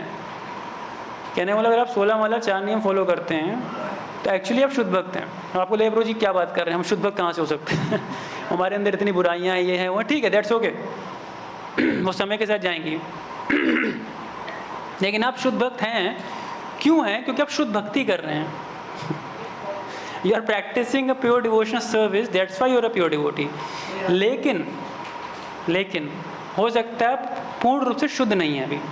उदाहरण देते हैं भागवतम के अंदर एक हरे आम का और एक पके हुए आम का, दोनों आम होता है, तो हरा आम खाने में मीठा नहीं है, उसमें कड़वाहट होगी। इसीलिए एक साधक भक्त के लिए भक्ति में मिठास नहीं होती है, उसको करना पड़ता है घींच घींच के काम है कि नहीं। लेकिन जब वो भक्ति पकती है समय के साथ तो मिठास देती है वो भक्ति, तो वो भी शुद्ध भक्ति है। और जो आप अभी कर रहे हैं वो भी शुद्ध भक्ति है, आप अभी कुछ और नहीं कर रहे हैं लेकिन नेचुरली बिकॉज ये अच्छा नहीं लगता बोलने में और ह्यूमिलिटी भी है अपने आप में एक, हम शुद्ध भक्त नहीं बोलते एक दूसरे को सो शुद्ध भक्त जब हम रेफर करते हैं we talk about very big people, बहुत जैसे महाभागवतों की बात करते हैं। But technically according to definition anybody, कोई भी जो शुद्ध भक्ति को प्रैक्टिस कर रहा है वो शुद्ध भक्ति कहलाता है, भले वो छोटा बच्चा क्यों ना हो, भले वो कोई भी क्यों ना हो, शुद्ध भक्ति कहलाता है। इसलिए वैष्णवों के प्रति बड़ा सावधान रहना पड़ता है कि वैष्णवों के प्रति हम ये ना समझेंगे अरे ये तो ऐसे ही कनिष्ठ वैष्णव है, अपराध कर सकते हैं इसके अगेंस्ट, ऐसा नहीं हो सकता। इट्स ओके, गेटिंग इट, ये चीज़ें। जैसे प्रहलाद महाराज ने प्रार्थना नहीं की बचाने के भगवान को, लेकिन द्रौपदी ने तो खुद भगवान को पुकारा जब जाके भगवान ने पूछा। तो द्रौपदी का भगवान टेस्ट ले रहे थे, ये तो भगवान के ऊपर है, पूरा अल्टीमेट सरेंडर देखना चाहते थे द्रौपदी का। पहले प्रयास करने चाहिए अपने लेवल के ऊपर, फिर भगवान की शरण ग्रहण करनी चाहिए, या डायरेक्ट भगवान की परेशानी आती है सीधा भगवान की शरण? देखिए, आपको पहले प्रयास ही करना पड़ेगा। आप डायरेक्टली अगर ले भी लेंगे ना, आपको इतना फेथ नहीं होगा, आपको इतने विश्वास नहीं होगा भगवान बचाएंगे। तो क्या जो गजेंद्र जी हैं और जो द्रौपदी जी हैं उनको विश्वास नहीं, इनको विश्वास की बात नहीं थी यहाँ पे, इनको अपनी भक्ति भूली हुई थी गजेंद्र की मेहनत के बाद उसको भक्ति याद आई अपनी। इसीलिए भक्तों के साथ क्या है कि बहुत मेहनत करने के बाद उनको याद आता है कि अब कुछ नहीं होगा, अब लग जाओ भगवान के पीछे। उनके साथ भी सेम चीज़ था, उनको भी शुरू में अपने ज़ोर पे, अपने दम पे था सब कुछ कि मैं बचा लूँगी अपने को, तो भगवान ने बोले कोशिश करके देख लो, दुशासन के आगे नहीं बचा पाओगे। ध्रुव महाराज हैं, वो सीधा अपनी मदर के पास गए और उन्होंने बोला कि भगवान की शरण में जाओ। हाँ, उन्होंने कोई प्रयास नहीं करा। ध्रुव महाराज ने प्रयास किया ना, 6 महीने तपस्या की। जब उससे पहले अपने लेवल पे कुछ नहीं करा, जब उनको गाइडेंस मिली जैसे, हाँ, इधर वे आप भले गुरु के माध्यम से जा रहे हो, चाहे ऑलरेडी डायरेक्टली जा रहे हो, कहने का मतलब है कि भक्ति में आपको भगवान की पूर्ण शरणागति ही लेनी पड़ती है एट द एंड, तब जाके प्रोटेक्शन आता है। हाँ, अपना प्रयास करना चाहिए ना। हाँ, तो हमें बिल्कुल करना चाहिए। अगर आप नहीं करेंगे आपको भगवान से विश्वास खत्म हो जाएगा। मान लीजिए मैं सिंपल उदाहरण दे रहा हूँ चरणामृत पीते हैं, क्या मंत्र बोलते हैं चरणामृत पीते समय? हाँ बोलिए। बहुत अच्छा, बहुत सुंदर। तो क्या कहते हैं उसमें कि अकाल मृत्यु हरणम सर्व व्याधि विनाशनम। अब देखिए, सर्व व्याधि विनाशनम है, आपको कल को कोई बीमारी होती है तो आप कोई दवाई मत लीजिए, आपको चरणामृत लेना होगा। कब तक लेंगे? नहीं ले पाएंगे, बीमारी बढ़ने लगेगी, विश्वास हिलने लगेगा, पता नहीं सही में चरणामृत काम कर भी रहा है कि नहीं कर रहा है बेटर है डॉक्टर के बजाय गोली ले लेता हूँ, है कि नहीं? तो एक्चुअली भक्ति फेथ पे बहुत ज़्यादा वर्क करती है। What the level of faith? कईयों को होती है श्रद्धा, वो पीते रहेंगे चरणामृत। अगर वो पी रहे हैं तो ठीक है, नकल नहीं करिए किसी का, क्या पता उसकी फेथ हो, इट डजंट नो इस। लेकिन लोग रिकमेंड जरूर करते हैं, भाई आप बंद करिए। जैसे प्रभुपाद थे, लास्ट तक नहीं लिया, लोग बोलते रहे प्रभुपाद ये दवाई खा लीजिए, वो कर लीजिए, ऐसा करें। प्रभुपाद का just holy name and chant give me charanamrit, that's all. क्योंकि वो लेवल होना चाहिए फेथ का। इसलिए बिना फेथ के अगर हम तुरंत जंप मार देना प्रहलाद और ध्रुव बनने का, चोट लगेगी, मुंह के बल गिरेंगे और फिर भक्ति छोड़ देंगे फॉर श्योर। उस लेवल की भक्ति भी तो होनी चाहिए ना। श्रद्धा, पहली चीज़ श्रद्धा। डेवलप होगा ना जब उस लेवल की भक्ति होगी। पहले श्रद्धा आएगी, और श्रद्धा आती है साधु संग से। उस लेवल के भक्तों का संग करते हैं तो सीधे सीधे श्रद्धा आ जाती है, लेकिन समय लेती है, फिर वो भक्ति कर पाएंगे आप। बिना श्रद्धा की भक्ति नहीं होती है। श्रद्धा बेसिस है, अभी आगे में आएंगे, इसी में आएगा। श्रद्धा से ही भक्ति बढ़ती है आगे। तो श्रद्धा, we have to increase that faith. श्रद्धा तो पेंडुलम की तरह है, कभी इधर होती है। हाँ, तो यही बात है ना, साधक भक्त का मतलब यही होता है, पेंडुलम। साधना भक्ति मतलब पेंडुलम वाली भक्ति होती है। कभी तो बहुत कुछ करने का मन करेगा, और कभी तो छोड़ यार, सब बेकार है यार, है कि नहीं। तो इसीलिए साधना कहा गया ऐसे। वही प्रैक्टिस करो जब तक वो स्टेबलाइज ना हो जाए, जब तक वो भाव तक ना चला जाए, और भाव से भी स्वाभाविक प्रेम में चला जाएगा वो। ठीक है, ये सरल भक्ति है। और किसी का कोई प्रश्न? ठीक है, आगे बढ़ें। ठीक है, तो अन्याभिलाषिता शून्यम, ये समझ में आया पहली चीज़। दूसरी चीज़ है इसके अंदर ज्ञान कर्मादि अनावृतम। अब ये वर्ड ही बहुत इंपॉर्टेंट है। पहली चीज़ जो ज्ञान क्या चीज़ है, ज्ञान देखिए कौन सा ज्ञान को अनावृत करना है। अनावृत शब्द का अर्थ क्या है? आवृत या ढका हुआ नहीं, जिसको ढका नहीं जा सकता है। We can not cover it up, उसको हटाना, कवरिंग को हटाना। तो एक शुद्ध चेतना के ऊपर ना, एक शुद्ध चेतना के ऊपर, प्योर कॉन्शियसनेस के ऊपर ज्ञान कर्म और आदि का मतलब है यहाँ पे देखिएगा कि वैराग्य होते हैं, इसमें सिद्धियाँ होती हैं, ज्योतिष हो गया, सांख्य हो गया, ऐसी सारी चीज़ें होती हैं। तो इनकी ना कवरिंग होती है शुद्ध आत्मा के ऊपर, प्योर कॉन्शियसनेस के ऊपर। इसकी कवरिंग को हटाना, रिमूविंग इट, इस कवरिंग को हटाना, अनावृत करना। तो ज्ञान, पहला ज्ञान, ये ज्ञान समझिए कौन सा ज्ञान है। ये ज्ञान निर्विशेष ज्ञान है, मुक्ति का ज्ञान है, परम ब्रह्म को स्थापना करने वाला ज्ञान है। लेकिन जो भक्ति के तत्व की स्थापना करता है, उस ज्ञान को अनावृत नहीं करना है। कि कई सहजियाँ हैं, आप देखेंगे जो घूमते हैं वृंदावन और कई स्थानों पे, कुछ नहीं पढ़ते वो, कोई ग्रंथ नहीं पढ़ते वो, कोई शास्त्र नहीं पढ़ते, सीधे कहते हैं ज्ञान कर्मादि अनावृतम, हर प्रकार का ज्ञान अनावृत कर दिया। अरे अगर ज्ञान को अनावृत कर दिया तो गोस्वामी ने इतने ग्रंथ क्यों लिखे थे? वो अपना टाइम वेस्ट किया तो इतनी किताबें लिख करके? नहीं, ऐसा नहीं है। ज्ञान का अर्थ क्या है? यहाँ निर्विशेष ज्ञान, भक्ति वाला ज्ञान नहीं अनावृत करना है। भक्ति के ज्ञान को पढ़ना है, समझना है, सीखना है। ठीक है ना, दैट इज़ देयर। और कर्म क्या है? सकाम कर्म, सकाम कर्म। तो ज्ञान कर्म आदि, आदि में योग आ गया, सांख्य आ गया, और भी जितने अलग अलग प्रकार के वैदिक ज्ञान होते हैं ना, वो आ गए। इनको अनावृत करना, अनावृत मतलब इनकी कवरिंग्स को हटाना। ये हमारे ऊपर नेचुरल कवरिंग्स होती हैं, ये नेचुरल रूप से ढका हुआ है हमारा चेतना इससे। तो इससे अपने आप को क्या करना? हटाना। एक उदाहरण मैं दूंगा, फिर आगे बढ़ेंगे। जैसे कर्म का मैं उदाहरण दे रहा था, तो हमारे हर कर्म भक्ति नहीं होती है। मैंने उदाहरण दिया ना, जैसे बच्चे को आप स्कूल के लिए तैयार कर रहे हैं, उनको भेज रहे हैं, या कोई भी ऐसी सेवा कर रहे हैं इसका भगवान से डायरेक्ट रिलेशन नहीं है, तो वो कर्म है कि नहीं? वो कर्म हुआ। लेकिन क्योंकि वो कर्म उद्देश्य नहीं है आपका, वो आप औपचारिकता के लिए कर रहे हैं। That is just like you are doing it for the sake of doing it. उसको आप कर रहे हैं क्योंकि वो एक ड्यूटी है आपकी, और doing it for the occupational duty के तरह। तो इसलिए वो चीज़ क्या होगी, वो कर्म गलत नहीं कहलाएगा। इसलिए अनावृत कहा गया वर्ड, तो धीरे धीरे उसको अनावृत करना होगा। तो ज्ञान कर्म आदि अनावृतम, तो that is called the definition of the pure devotional service. शुद्ध भक्ति की ये लक्षण बताया गया। जैसे प्रभुपाद कह रहे हैं यहाँ पे, अनावृतम मनोकल्पना या सकाम कर्म की गतिविधियाँ कर्म कांड से आवृत या ढका हुआ नहीं। ज्ञान कर्मादि अनावृतम, ढका हुआ नहीं। यदि आप भक्ति के साथ कर्म मिश्रित करते हैं, यदि आप भक्ति के साथ ज्ञान मिश्रित करते हैं, और यदि आप योग मिश्रित करते हैं, तो ये दूषित हो जाता है, यह शुद्ध नहीं रह जाती। शुद्ध भक्ति की परिभाषा रूप गोस्वामी द्वारा दी गई है, अन्याभिलाषिता शून्यम। सकाम कर्म या एकात्मवादी मायावादी दर्शन से प्राप्त ज्ञान के अनुमान या योग अष्टांग योग के जादू की कामनाओं से पूर्णतः मुक्त नहीं। केवल यही कि कृष्ण को कैसे संतुष्ट किया जाए, यही भक्ति है। अनुकूल लेने का अर्थ है जो अनुकूल हो, जो कृष्ण की इच्छा हो, वही प्रथम श्रेणी की भक्ति कहलाती है।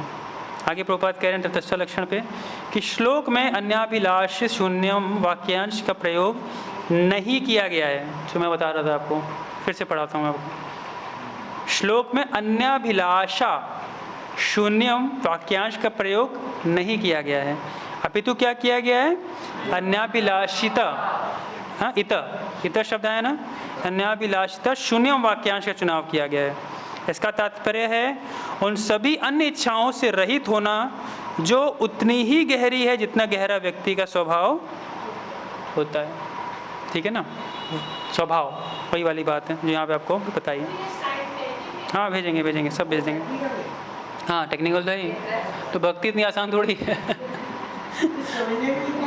भक्ति जिसको नहीं समझ में आती है उसको आसान लगती है, लेकिन भक्ति को गहराई से समझेंगे तो भक्ति इतनी आसान है नहीं। भक्ति करने में आसान है, क्रिया में आसान है, मतलब जप करना है आपको, अध्ययन करना है, प्रसाद लेना है। Activity wise it's very simple, but consciousness wise easy नहीं है। चेतना के स्तर पे इसको बहुत प्योर करना पड़ता है। We have to purify that consciousness. ठीक है ना, उद्देश्य को शुद्ध करते रहना पड़ता है। हाँ बिल्कुल कर लेंगे, एक ही चीज़ है। हम रोज बोलते हैं ना, गुरु मुख बदना वाक्या चेते कोरी आए क्या आरना करी हम मने यहाँ से। बस अगर ये चीज़ पकड़ लिया आपने तो कर लेंगे, नहीं लगेंगे एक जन्म। अगर आप इस बात को समझ गए तो गुरु मुख बदना वाक्या, जो गुरु कहें बस करिए आंख बंद करके। प्रैक्टिस करते रहे, शुद्ध भक्तों का संग करते रहे तो धीरे धीरे। हाँ वो ठीक है, वो सपोर्टिंग स्ट्रक्चर है, लेकिन जो एब्सोल्यूट स्टेटमेंट्स हैं वो है गुरु मुख का बदना वाक्य। जो गुरु कह रहे हैं बस आप करते रहिए, अब विश्वास रखिए आप पार कर जाएंगे। इसीलिए कहा गया ना, गुरु को कैप्टन बताते हैं। गुरु कैप्टन के समान है, एक एक्सपर्ट कैप्टन। उनको पता है कि लेफ़्ट राइट कैसे कैसे जाना है। इसलिए भक्ति सबसे बेस्ट होती है किसी के निरीक्षण में। कोई ना कोई एक भक्त हो हमारे जीवन में जो इससे हम गाइडेंस लेते हो, निरीक्षण के में हो, और पूछते रहें समय समय कि रोजी मैं ठीक चल रहा हूँ नहीं चल रहा हूँ, सही से चल रही है कि नहीं, क्या मुझे सुधार करना चाहिए, क्या नहीं करना चाहिए, है ना। परम पूज्य गोपाल कृष्ण गोस्वामी महाराज अपने कई प्रवचनों में बताते थे इस बात को कि हमें भक्तों के पास जाके इस बात को पूछना चाहिए कि मुझे क्या भक्ति के लिए करना चाहिए और मुझे भक्ति को आगे बढ़ने के लिए क्या चीज़ छोड़नी चाहिए। भाई पूछने में डर लगता है कि कुछ ऐसा बोल देंगे, छुड़वा देंगे, फिर लेने का देना पड़ जाएगा। तो बेहतर है पूछो ही मत, है कि नहीं। पूछोगे बेकार का झमेला है, इसीलिए करो ये सब अच्छा चल रहा है। तो वास्तविक भक्ति में ये प्रश्न होने चाहिए कि मुझे क्या करना चाहिए, मुझे क्या नहीं करना चाहिए।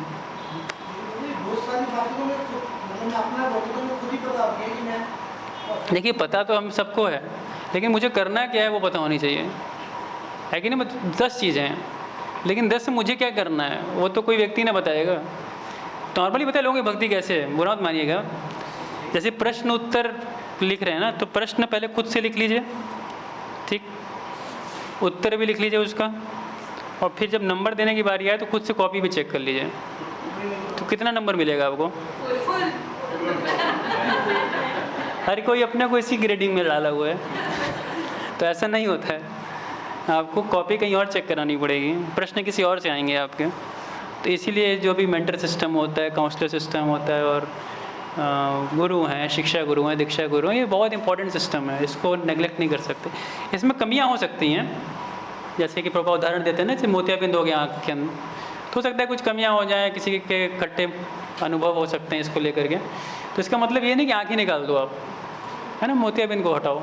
लेकिन ये सिस्टम बहुत ज़रूरी है, ये बिना सिस्टम के नहीं चलती हैं चीज़ें। ठीक है, आया समझ में। ठीक है, आगे बढ़ें।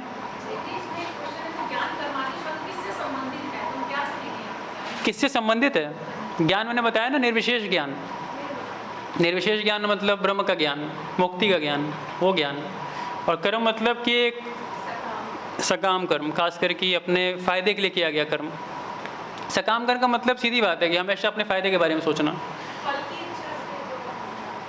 नहीं, हाँ फल की इच्छा, देखिए फल की इच्छा तो होती है, नो डाउट, बट वो फल पहले भगवान के बारे में सोचना चाहिए क्या वो फल में भगवान का कुछ पार्ट है कि नहीं है, फिर कर्म करना चाहिए, है ना। अर्जुन ने युद्ध करने से पहले ये देखा कि इस युद्ध में एक भगवान का क्या इंटरेस्ट है, भगवान की प्रसन्नता के लिए। हाँ, भगवान का क्या इंटरेस्ट है।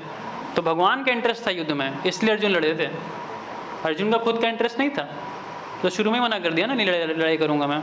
लेकिन देखा कि भगवान का इंटरेस्ट है उसमें, इसलिए भगवान का इंटरेस्ट जिस चीज़ में होना और आपका भी इंटरेस्ट उसमें आ जाए, बहुत सौभाग्यशाली हैं आप, क्योंकि भगवान का इंटरेस्ट और आपका इंटरेस्ट मैच कर गया है। और यही भगवत गीता का सार है। लेकिन आपने कहा ना स्वभाव के अनुसार तो कर्म करने ही पड़ते हैं। वो वही मैं बताया, अपनी ऑक्यूपेशनल ड्यूटीज़ करिए, रोज़मर्रा की चीज़ें तो करनी ही पड़ेंगी ना आपको, वो तो नहीं छोड़ सकते आप। लेकिन उद्देश्य होना चाहिए कि भगवान के लिए कार्य करना है, भगवान के लिए, ठीक है ना, भगवान के लिए। अब मैं मान लो नहा रहा हूँ, अपने को साफ़ कर रहा हूँ, साफ़ कपड़े पहन रहा हूँ, अब ये सब नॉर्मल कर्म है, इसमें भक्ति का कोई लेना देना नहीं है। लेकिन उद्देश्य क्या है इसके पीछे, क्योंकि मैं जब जाऊँगा भगवान की सेवा करूँगा तो अच्छे से कर सकता हूँ, because I am fresh, I am healthy, I am clean, तो मैं अच्छी सेवा कर पाऊँगा, दैट्स उद्देश्य। लेकिन गतिविधि वाइज कहें तो क्या है, ये नॉर्मल कर्म है, इसमें कोई भक्ति नहीं है। अब आप सुबह ब्रश कर रहे हैं, क्या भक्ति है इसमें, दैट एक्टिविटी डजंट इंक्लूड्स भक्ति anywhere, but it is meant to purify our selfs, और फिर प्योरीफाइड बॉडी के साथ आप क्या करते हैं, भगवान की सेवा करते हैं। ठीक है, आया समझ में। तो ज्ञान कर्म आदि अनावृत्त। हाँ कनेक्शन, एक मिनट बोलिए। हाँ बोलिए। कनेक्शन समझना पड़ेगा ना, अगर मैं ब्रश कर रहा हूँ तो मैं भगवान के सामने जाऊँगा तो हाँ प्रसाद पाऊँगा तो हाँ, ऑब्वियसली इट, हाँ, इसीलिए कर्म को कनेक्ट करना सीखना चाहिए हमें, कि हमारे जो कर्म है, साधारण कर्म है, वो कैसे भगवान से कनेक्ट करते हैं। ये चीज़ सर दोनों स्थिति में रहे हैं, लेकिन हाँ। अगर कनेक्शन के साथ करेंगे, जैसे हाँ, हाँ। कि युक्त तो करो लेकिन ज्ञान के साथ, समझ के करो, इसीलिए भक्ति करो, समझ के करो, जो भी कार्य करो भक्ति में उसको समझ के करो। लेकिन मुझे क्या दिव्य ज्ञान हृदय प्रकाशित है, अगर आप शुद्ध भक्ति कर रहे हैं तो आपको किसी ज्ञान की जरूरत नहीं है, वो ज्ञान आपकी हृदय में प्रकाशित है। सबसे खतरनाक फिलोसफी है ये। बड़े बड़े ढोंगी ऐसे ही निकले हैं, है ना। वो जंगल में गए, उनको तेज प्रकाश हुआ सामने, दिव्य ज्ञान प्रकाशित हो गया, फिर बहुत बड़े मशहूर बाबा बन गए, वो हजारों चेले बना लिए अपने, और लोग उनको फॉलो कर रहे हैं। तो वही अंधा गुरु पापी चेला कहते हैं ना, नरक में गए दोनों और एक दूसरे को धक्का मार रहे हैं, तुम पहले जाओ अंदर, तुम पहले अंदर जाओ। तो शिष्य ने पूछा कि गुरु जी, आप ही की शिक्षा से तो आया हूँ यहाँ तक, नरक तक, आप ही ने ऐसी ऐसी शिक्षाएँ दी कि यहाँ नरक पहुँच गया। और गुरु जी ने फिर क्या बोला कि तुम्हारे जैसे चेला मैंने बनाया ना, तुम्हारे जैसे पापी चेला बनाया, तुम्हारे पाप के कारण मैं यहाँ पे आ गया। तो दोनों एक दूसरे को धक्का मार रहे हैं कि तुम पहले जाओ, तुम पहले जाओ। तो बाहर के लोग ऐसे ही हैं, दिव्य ज्ञान। तो दिव्य ज्ञान ऐसे नहीं आता है, दिव्य ज्ञान में पहले सुनना पड़ता है, you have to hear from guru, पहले गुरु से सुनते हैं। इसीलिए वो वर्ष पहले क्या है, चक्षुदान दिलो जई जन्म जन्म प्रभु से ही दिव्य ज्ञान हृदय प्रकाशितो। तो पहले वो चक्षुदान लेना पड़ेगा ना, गुरु से सुनना पड़ता है पहले गुरु से। जब सुनेंगे ध्यान से तो फिर वो चीज़ आपको समझ में आती है, उसी को दिव्य ज्ञान बोलते हैं। कुछ अलग नहीं समझ में आएगा आपको, एक्चुअली ये जो ग्रंथ है यही चीज़ आपको समझ में आना शुरू हो जाती हैं। आप समझ रहे हैं, कुछ समय के बाद आपको रियलाइज़ होते हैं पर्पट्स क्या लिखे हैं प्रभुपाद के, प्रभुपाद लिखना क्या चाह रहे हैं, क्या बताना चाह रहे हैं। शुरू में तो सब एक जैसा लगेगा, अरे एक ही बात है, आत्मा शरीर, आत्मा शरीर, आत्मा। गीता जब शुरू में पढ़ते हैं लोग, बस यही, और कुछ है ही नहीं, कुछ समझ ही में नहीं आ रहा है हमको, पता नहीं क्या लिख रखा है यहाँ पे, हर जगह एक ही बात घुमा फिरा के बोल रहे हैं। लेकिन जब आप थोड़ा भक्ति में उन्नत होते हैं तो उसकी बारीकियों को पकड़ पाते हैं, उसमें बहुत फाइन बारीकियाँ हैं, बहुत फाइन बारीकियाँ हैं। एक बार ऐसे एक ब्रह्मचारी ने महाराज से प्रश्न पूछा, महाराज हमने तो प्रभुपाद की सारी पुस्तकें मोटी मोटी पढ़ ली हैं, सारी मोटी मोटी सारी पुस्तकों को पढ़ लिया है। तो महाराज ने बोला अब थोड़ा बारीकी से पढ़िए उसको। मोटा मोटा पढ़ने से नहीं होगा, उसमें बहुत बारीकियाँ हैं, एक एक वर्ड्स में बहुत बारीकियाँ होती हैं। ध्यान से पढ़ेंगे ना तो आपको बारीकियाँ पकड़ में आएंगे। ठीक है, हाँ।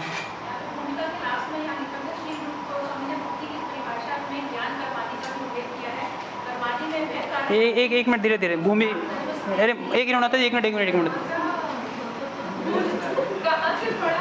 धीरे धीरे बोलिए। भूमिका से है ना, एक मिनट मेरे को भी आने दीजिए वहाँ तक। भूमिका प्रस्तावना की परिचय,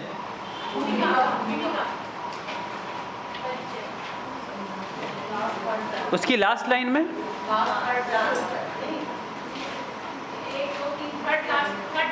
थर्ड पैराग्राफ, हाँ मिल गया। श्री रूप गोस्वामी ने भक्ति की, है ना। भक्ति की परिभाषा में ज्ञान कर्मादि का उल्लेख किया है। कर्मादि में वह कार्य आते हैं जो भक्ति को प्राप्त करने में सहायक नहीं बनते हैं तथा कथित त्याग के अनेक रूप भी सृष्टि होते हैं।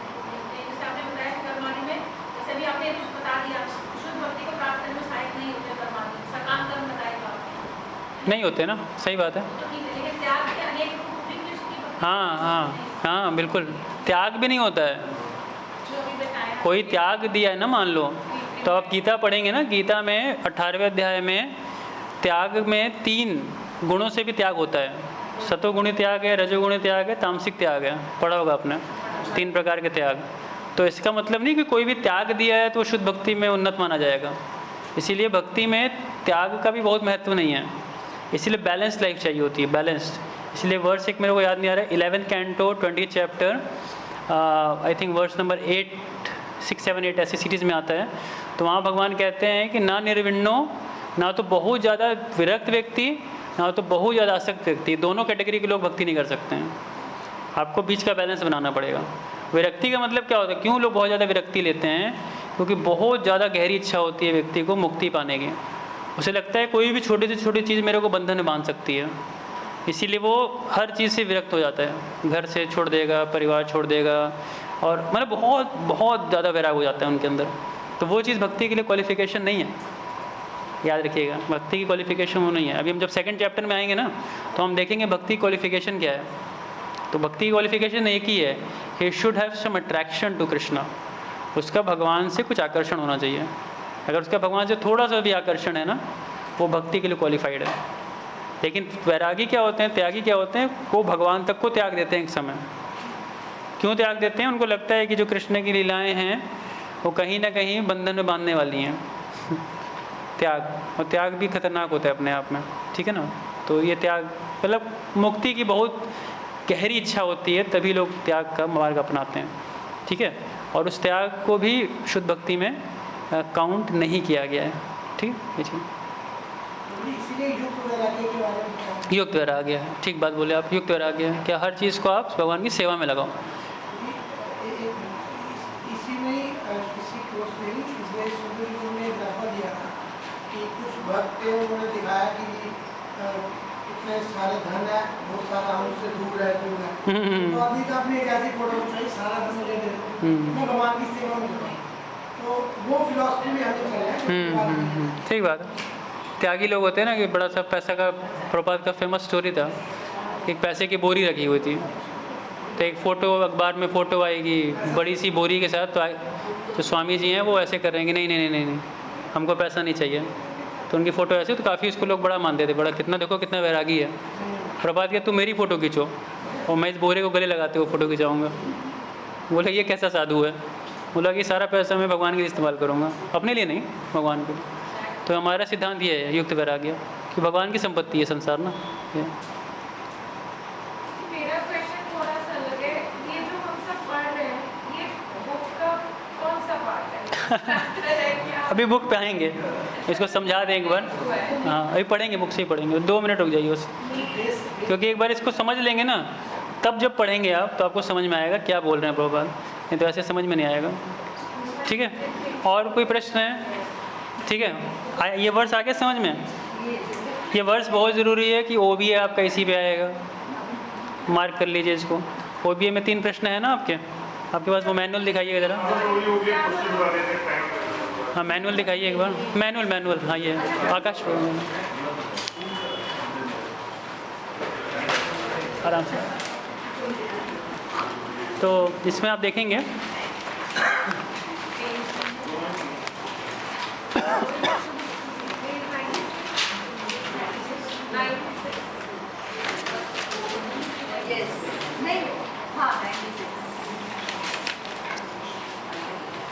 ठीक है, 96 तो इसमें आपके 9 हैं। तो अभी मैं आपको क्वेश्चन नहीं बता रहा हूँ कौन सा क्वेश्चन है, एक बार मैं सुंदर किशोर डिस्कस कर लूँगा फिर बताऊँगा। लेकिन इसमें अगर आप देखेंगे तो पहला प्रश्न ही में यही आता है कि अपने स्वयं के शब्दों में शुद्ध भक्ति की व्याख्या का वर्णन, स्वरूप और तटस्थ लक्षण प्रभुपाद की टिप्पणियों, उदाहरणों और विशिष्ट संस्कृत शब्दों के आधार पर करें। तो ये यही वर्ष है जिस पे आपको इसकी अपनी पूरी व्याख्या मेंशन करनी है। इसीलिए इतना देर से मैं आपको बता रहा हूँ कि इतना इंपॉर्टेंट वर्ष क्यों है ये। और भक्ति के लिए हाँ वो भी मैं बताऊँगा, अभी थोड़ा डिस्कस करके बताऊँगा कौन सा क्वेश्चन देना है। लेकिन पहला जो क्वेश्चन है यही है, स्वरूप और तटस्थ लक्ष्य।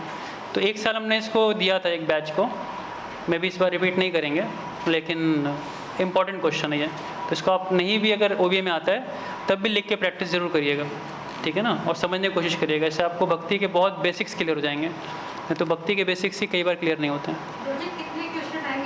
OBA के मेरे को जहाँ तक जानकारी एक ही होता है इसको, NOD का, और या 2 होगा कि नहीं पता नहीं, और वो सुनने के शो डिसाइड करेंगे, अभी मेरे को आइडिया नहीं उसका। ठीक है, ये देखो मेरे हाथ में नहीं है मेरा काम खाली पढ़ाना है, बाकी क्वेश्चन और वो सारी चीज़ें बाद में सुनने के शो में आता है। ठीक है, और सुनने के शो के मैसेज डाल दीजिएगा आज कि 2 नहीं 1 ही दीजिएगा। ठीक है। अच्छा, इधर देखिए, ध्यान दीजिए इधर। इसमें मैं आपको बता रहा था कि गहरे खतरे की परिस्थितियों में एक भक्त कह सकता है कि हे भगवान, मेरी अपने भक्त की आप इसी खतरे से रक्षा कीजिए, चूँकि यह एक अकस्मात अस्थायी इच्छा है, यह उसकी भक्ति के लिए हानिकारक नहीं है। ठीक है, भक्ति में काउंट है।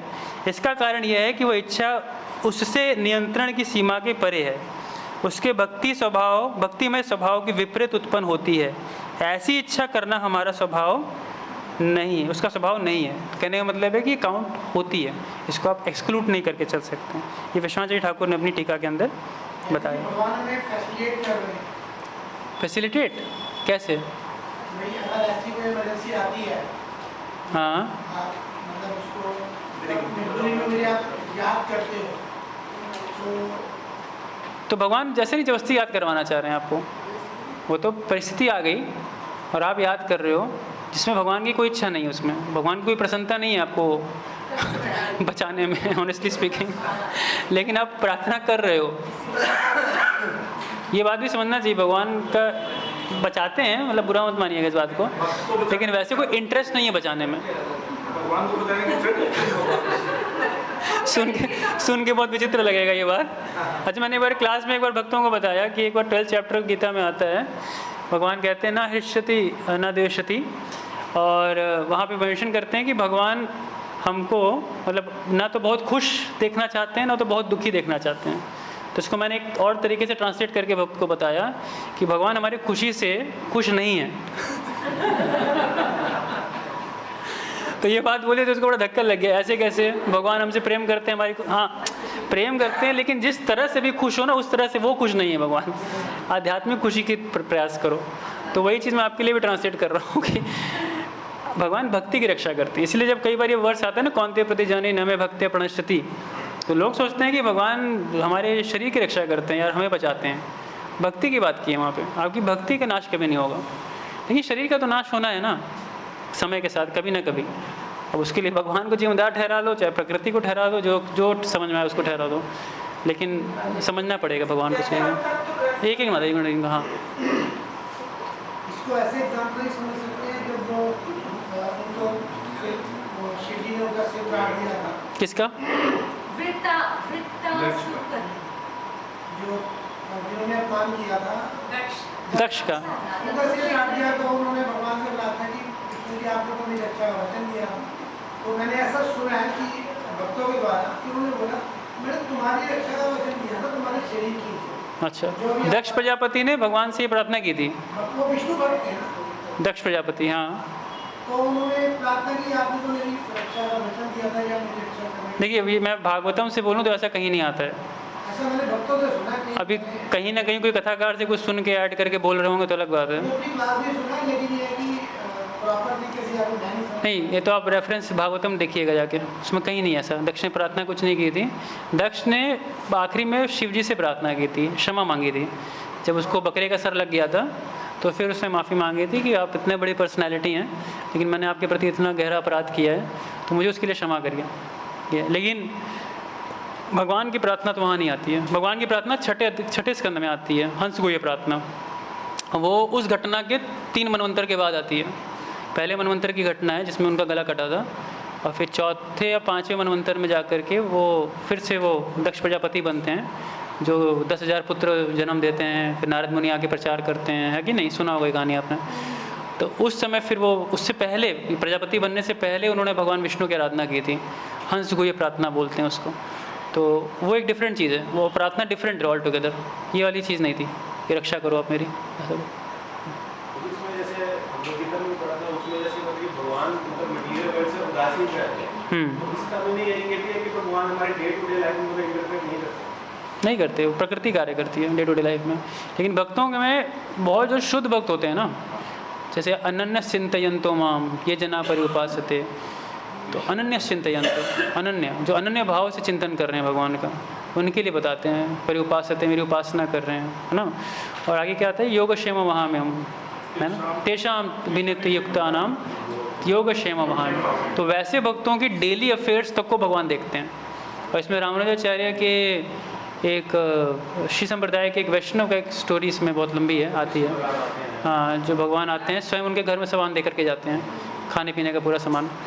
तो वो तो बहुत ऊंचा लेवल है, बहुत ही। अर्जुनाचार्य, मैं नाम भूल रहा था, अर्जुनाचार्य। तो वो बहुत हाई लेवल है, बट डेली रोज़मर्रा के जीवन में तो बहुत ही प्रकृति कार्य करती है। और भगवान भी इंटरफेयर करते हैं, बट बहुत रेयरली उस केस में।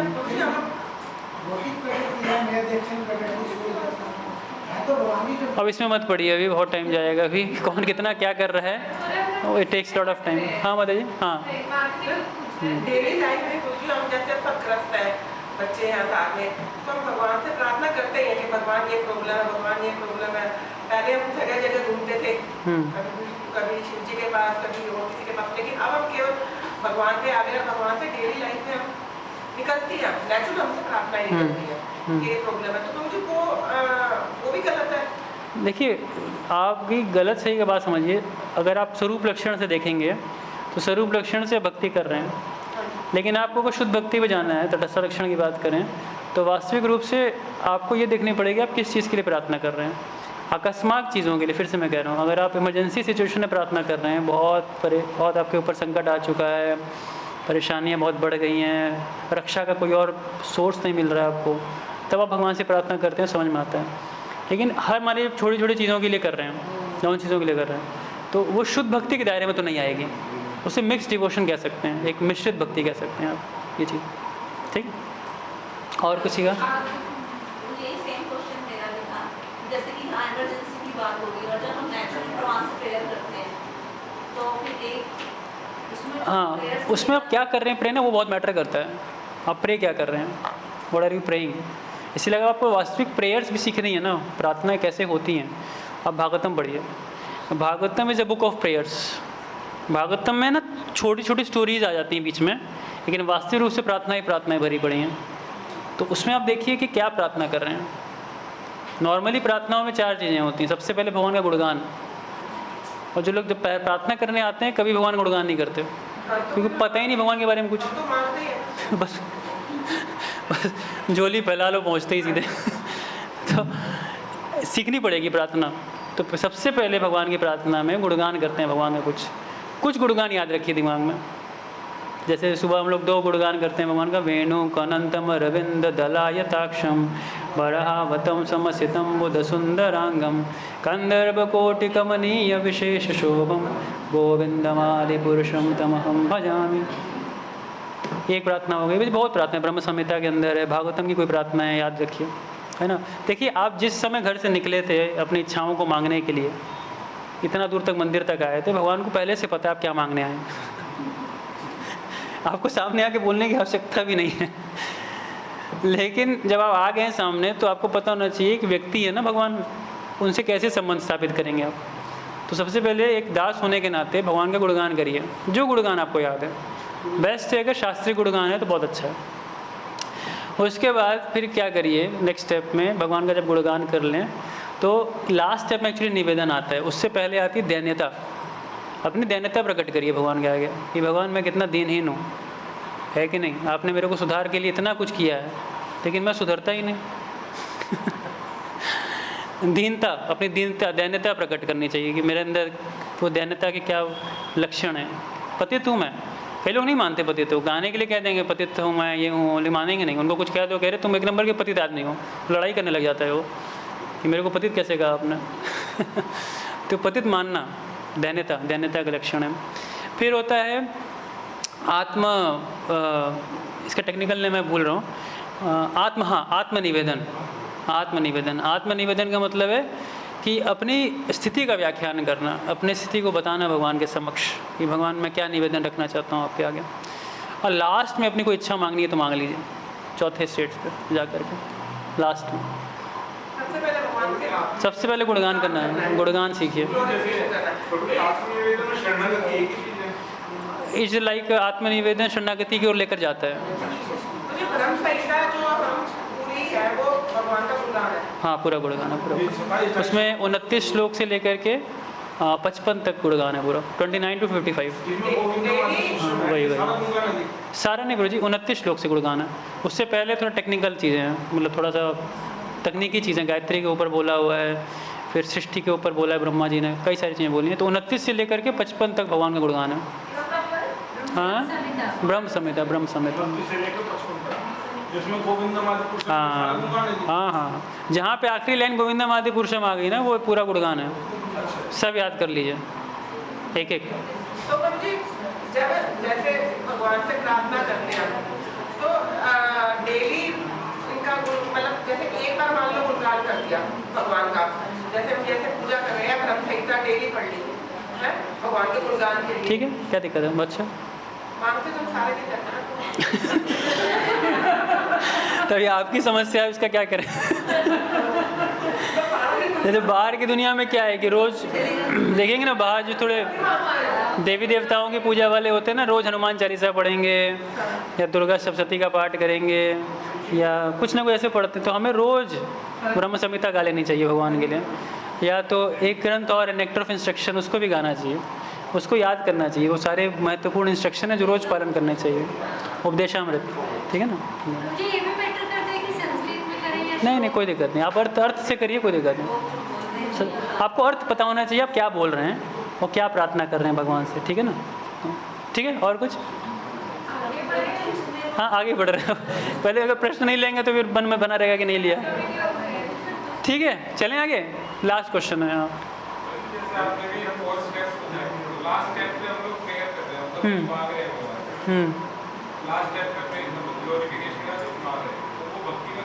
हाँ बिल्कुल, कोई दिक्कत नहीं है। भगवान से मांगने में कोई नुकसान नहीं है, मांगिए, लेकिन क्या मांग रहे हैं उस पर विचार करिए। जब मांगने वाली चीज़ पे विचार करते हैं ना तो विरक्ति आती है, उससे विरक्ति आ जाती है कि देखो यार कैसा आदमी हूँ मैं, बार बार एक ही चीज़ मांगता हूँ जा करके। भगवान दे देंगे, लेकिन विचार करना चाहिए क्या मांग रहे हैं, ठीक है। हाँ, क्या जब शुरू करने से पहले ब्रह्म संहिता गानी चाहिए? ऐसा कोई नियम नहीं है, आपको जब दिन में समय मिल जाए, ठीक है। चलें आगे। तो अब थोड़ा सा 10 मिनट कोई क्वेश्चन आंसर नहीं, अब थोड़ा सा इसको ख़त्म करेंगे पहले। तो इसमें आगे कह रहे हैं कि अतएव आत्म संरक्षण की कृत्रिम व निम्न स्तरीय स्थायी व क्षणिक इच्छा या इच्छाएं व्यक्ति को शुद्ध भक्ति में सेवा की परिधि से बहिष्कृत नहीं करती, और इसलिए साधना भक्ति के स्तर में भी शुद्ध भक्ति में सेवा में संलग्न हुआ जा सकता है। इसीलिए हम जो कर रहे हैं उसे साधना भक्ति बोलते हैं, जिनमें स्वाभाविक रूप से इच्छाएं रहेंगी हमारे, और इच्छाएं हम मांगेंगे भगवान से, लेकिन हमें साधना भक्ति से भाव भक्ति की ओर आगे बढ़ना है। कर्म आदि अनावृत्तम। प्रभुपाद क्या कह रहे हैं कि मुंबई में एक भक्त ने शिला प्रभुपाद से पूछा, यदि एक भक्त एक डूबते हुए व्यक्ति को बचा सकता है तो उसे बचाना चाहिए या फिर केवल यह कहकर उसे छोड़ देना चाहिए कि एक भौतिक गतिविधि है। ठीक बात है कि नहीं? और हम केवल कृष्ण की सेवा करने में रुचि रखते हैं, अतः हमें उसके कर्म में हस्तक्षेप नहीं करना चाहिए और उसे मर जाने दे देना चाहिए। और उसके कर्म में डूब रहे, मरने दो, हम क्यों उसके कर्म में बाधा पड़ रहे हैं। तो प्रभुपाद ने उत्तर दिया कि सिद्धांत के अनुसार हमें उसे नहीं बचाना चाहिए, क्योंकि लोगों के कर्मों व उनके फलों में हस्तक्षेप करना हमारा काम नहीं है। फिर भी प्रभुपाद ने कहा कि इसमें एक अन्य विचार भी है, जिसे लोक विचार या जनता की भावना कहा जाता है। तो एक भक्त जनता की भावना या लोक विचार को ध्यान में रखकर ऐसा कोई कार्य भी कर सकता है जो नियम कायदे की दृष्टि से भक्तिमय सेवा में सम्मिलित न हो, जिससे लोग भक्तों के प्रतिकूल न हो जाएं और इस कारण भक्तों के लिए प्रचार करना और दुष्कर न बना दें। किंतु यदि हम सोचते हैं कि यदि मैं कुछ पुण्यवान भौतिक कार्यकलाप नहीं करता तो मैं भक्ति प्राप्त नहीं कर सकता और मेरा कुछ बुरा हो जाएगा, तो यह शुद्ध भक्तिमय सेवा के सिद्धांत के विरुद्ध है। तो समझ गए ना, कई बार हमें भी कुछ ऐसी करनी पड़ती हैं। कोरोना में, लॉकडाउन में प्रसाद बांटना पड़ा, आपको दिखाना, आपको करना पड़ेगा, you have to do it, ताकि लोगों को लगे कि आप कुछ समाज के लिए कर भी रहे हैं कि नहीं कर रहे हैं, है कि नहीं। लेकिन वो भक्तिमय सेवा नहीं काउंट होगी। हाँ, उसका एक एंगल ये भी ले सकते हैं आप कि ठीक है, आप प्रसाद वितरण कर रहे हैं, आप लोगों को प्रसाद दे रहे हैं, प्रसाद वितरण कर रहे हैं, लेकिन ठीक है, प्रसाद वितरण भी काउंट हो सकता है।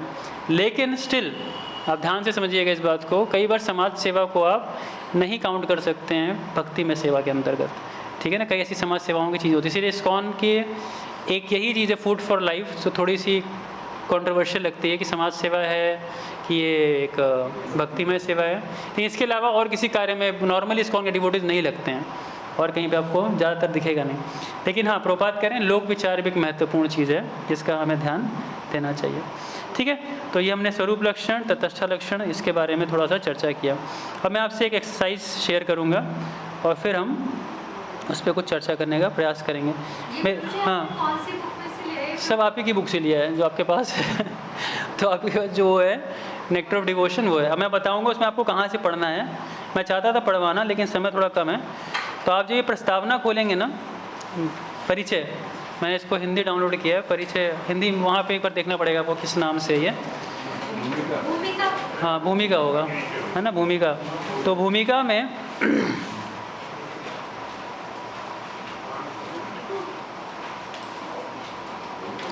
ऊपर से 1 2 3 4 5 6 7 8 9 10 11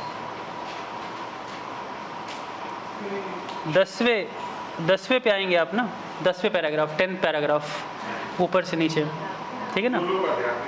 हाँ, जो लोग आध्यात्मिक जीवन का विकास कर रहे हैं, ये मिला आपको, वह सदैव क्रियाकलापों में लगे रहते हैं, है ना। ऐसे क्रियाकलाप शरीर में या मन के की जा सकती हैं।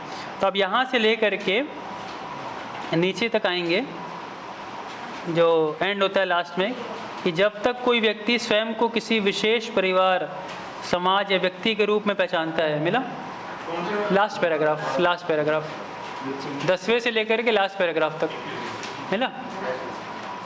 तो यहाँ तक आपको खुद से पढ़ना है, ध्यान से पढ़ना है, क्योंकि हमने जो चर्चा की है यहीं से चर्चा की है सारी। तो आपको जितनी बातें बताई गई हैं आपको इसके अंदर तो वही मिलेंगी। खास करके अन्याभिलाषिता शून्यम, इस वर्ष का पूरा जो एक प्रभुपाद का पर्पट है, ये यहाँ पे इस स्थान पे, ठीक है ना, इस स्थान पे, ठीक है। हम लोग 5 मिनट की एक्सरसाइज करेंगे छोटी सी, उसके बाद ब्रेक, और उसके बाद फिर हम फर्स्ट चैप्टर की ओर मूव करेंगे। तो मैं आपसे कुछ चीज़ें पूछूंगा। हाँ, कोई कुछ पूछ रहा है? एक्सरसाइज क्या पढ़ना है सर? मैं बता रहा हूँ, बताओ। आपको दिख नहीं रहा होगा ना ये? नहीं कर रहे हैं, कर रहे हैं।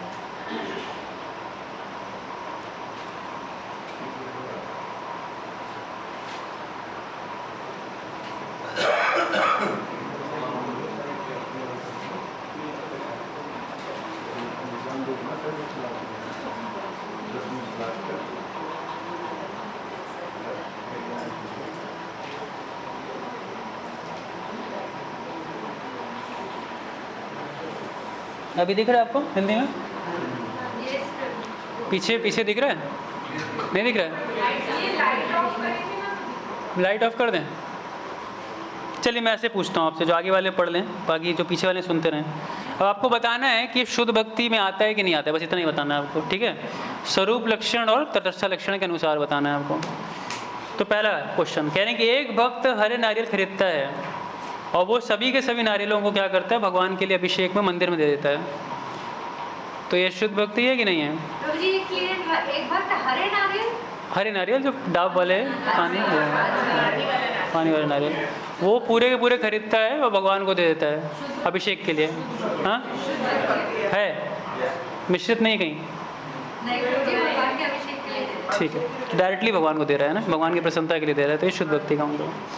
दूसरा है, एक भक्त प्रतिदिन मंदिर में भगवान के लिए भोग का प्रसाद पकाता है और अक्सर वो तैयारियों में उस प्रसाद को जला देता है, तो शुद्ध भक्ति है कि नहीं है? क्यों नहीं है? लेकिन वो भावना में चला जाता है ना, बनाते बनाते कृष्ण की लीला में खो जाता है। बात कह रहे हैं कि वो एक्टिविटी भगवान को स्वाद मिलेगा प्रसाद, कृष्ण के अनुकूल मिलेगा, लेकिन वो कृष्ण लीला याद करते हुए पका रहा है, भूल गया वो। तब सोच सकते हैं। अगर आप लॉ दे दो, नहीं तो फिर धीरे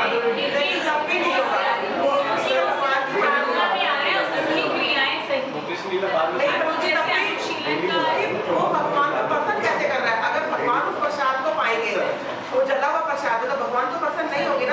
अब शबरी क्या था वो, क्या नाम उसका, विदुरानी ने केले के छिलके नहीं खिलाए भगवान को। लेकिन नहीं प्रभु जी, वो अलग भाव था ना, ये कैसे डिपेंड करता है क्या प्रॉब्लम है। अगर मैं देखो जानबूझ के कंफ्यूज कर रहा हूँ खाली आपका अंडरस्टैंडिंग चेक करने के लिए। तो विदुरानी थी ना, विदुरानी ने केले के छिलके खिलाए, भगवान ने खाए कि नहीं खाए? क्योंकि जला हुआ नहीं खा सकते भगवान यहाँ पे।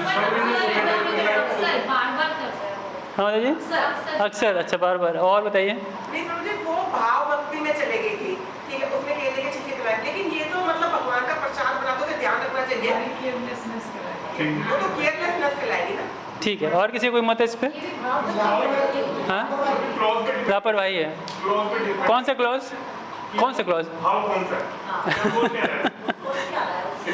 आपको क्या लगता है जो किचन में आके बना रहा है क्या भाव सोचेगा? डिपेंड करता है ये। नहीं नहीं नहीं नहीं, ये मेजरेबल है। आप मान लीजिए अगर मंदिर में डीटी किचन के इंचार्ज हैं मान लीजिए और रोज जला रहा है वो, मान लीजिए घर में बच्चा बीमार है, उसका ध्यान वहाँ चला गया सपोज, हाँ तो क्योंकि घर से जुड़ा हुआ है। हाँ, फिर अब शुद्ध भक्ति है कि नहीं? ये पॉइंट है मेरा, अच्छा पॉइंट आपने बोला। प्रभु जी ये नहीं है, नहीं आएगा इसमें। अगर कोई भगवान की भक्ति में लीन है, मतलब वो भगवान की लीला स्मरण कर रहा है, लेकिन रोज प्रसाद चला रहा है, भगवान को उससे पसंद नहीं होगा ना। इधर एक पॉइंट ये है कि अक्सर जब कोई भगवान की सेवा कर रहे हैं तो यही फोकस होना चाहिए कि हर चीज एकदम परफेक्ट हो जाए, कॉन्शियसनेस उसमें होगी तो एटलीस्ट कभी जलेगा नहीं। उसका ध्यान ठीक है, माता जी ने सटीक, हाँ ठीक है, एकदम सटीक बोला दोनों माता जी ने कि अनुकूल भाव का मतलब ही है कि भाई ध्यान से बनाओ, ये थोड़ी कि जला दिया और फिर कह दो कि आप ये भी मैं लीला नहीं था। ठीक बात है, बहुत अच्छा। जैसे मुझे शबरी ने बेर खिलाए थे भगवान राम को, तो उनका उद्देश्य मीठे बेर खिलाना, उन्होंने झूठे खिलाए, वो भाव होता है। ठीक है, लेकिन ये स्टोरी वैसे रामायण में नहीं आती है, वैसे बताऊँ आपको तो वाल्मीकि रामायण में नहीं आती है, ये वाल्मीकि रामायण में नहीं मेंशन किया गया है। ये तुलसीदास जी के रामचरितमानस में ज़रूर है, लेकिन वाल्मीकि रामायण में नहीं आती, लेकिन बहुत मशहूर है तो चलती आ रही है, तो ये बस आपकी जानकारी के लिए बता रहा हूँ। तीसरा, एक गृहस्थ भक्त अपने घर आने वाले वैष्णवों के चरणों में नियमित रूप से स्नान करता है, मतलब उनके चरण धोता है, तो शुद्ध भक्ति है कि नहीं है? लेकिन कृष्ण तो है नहीं यहाँ पे कहीं।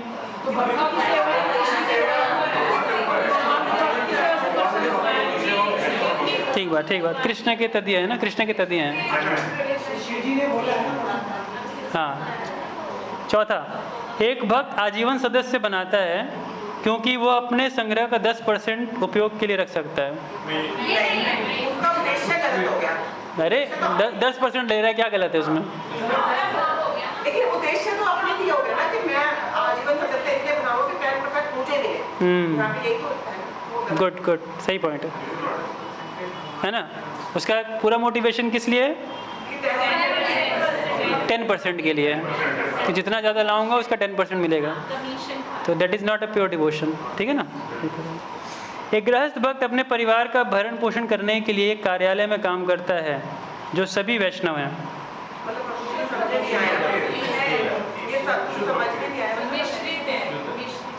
A grahastha devotee works in office to maintain his family who are all Vaishnavas. घर वाले सारे भक्त हैं, घर के जितने उसके सदस्य हैं वो भक्त हैं, तो ये वैष्णव सेवा में काउंट होता है। ठीक है, इसको ऐसे नहीं करना चाहिए कि ये अपना परिवार पालने में लगे हुए हैं।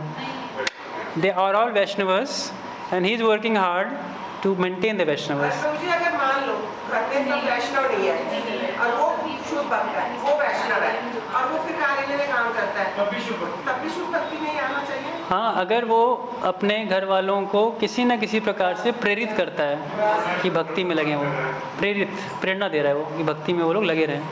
अगर वो बिल्कुल कुछ नहीं कर रहा है, खाली भरण पोषण में लगा हुआ है, अब वो भक्त ना बने, भक्ति स्वीकार ना करें, वो उनकी इच्छा, लेकिन कहने का अर्थ है कि प्रयास तो करना पड़ेगा उसको, he has to work on it, ठीक है ना। गृह मेधी का अर्थ ये होता है कि जो खाली इंद्र तृप्ति के लिए जीता है ना। गृहस्थ भक्त का क्या है, घर में उसके ड्यूटीज़ होंगी, वर्शिप करेगा, 4 नियम का पालन करेगा, 16 माला जप करेगा, तो गृहस्थ भक्त है वो। गृहमेधी क्या होगा, उसके घर में कोई भक्ति नहीं होगी, वो खाली इंद्र तृप्ति के लिए जीवन जी रहा होगा, तो उसको गृहमेधी बोलते हैं, ठीक है। ओके, सो वैसे एक्सरसाइज में कई सारी चीज़ें थी और ठीक है, करते हैं इसको थोड़ा अच्छा, आपको भी अच्छा लगेगा। ऐसा करते हैं, I will take 15 minutes break, 9:15 हो रहा है अभी, तो हम लोग 9:30 पे मिलते हैं। इसको थोड़ा सा एक्सरसाइज को कवर करेंगे और फिर भक्ति के 6 लक्षणों में आगे बढ़ेंगे हम, ठीक है। हरे कृष्णा कृष्णा कृष्णा हरे हरे, हरे राम राम राम हरे हरे, ठीक है। तो हम लोग बढ़ते हैं अपने एक्सरसाइज पे आगे। तो 7वां प्रश्न, एक गृहस्थ भक्त कृष्णा भावना भावित बच्चों को प्राप्त करने के लिए गर्भाधान संस्कार करता है, कैसे शुद्ध भक्ति है, क्या कारण से? कृष्ण भावना भावित बनाने के लिए, और दूसरा संस्कार कर, हाँ वेरी गुड, संस्कार का पालन कर रहा है। एक भक्त अपने मंदिर में देवी काली की एक तस्वीर रखता है क्योंकि वह अपने उपासकों को धन प्रदान करती हैं। नहीं है, पक्का। 9वां, एक संकीर्तन भक्त अपने वाहन को कार वॉश में नियमित रूप से साफ करता है क्योंकि वह वाहन को कृष्ण की संपत्ति मानता है। ठीक है, वेरी गुड। 10वां, एक अतिथि मंदिर में जाता है और देवता की सेवा पूजा के लिए दान देता है।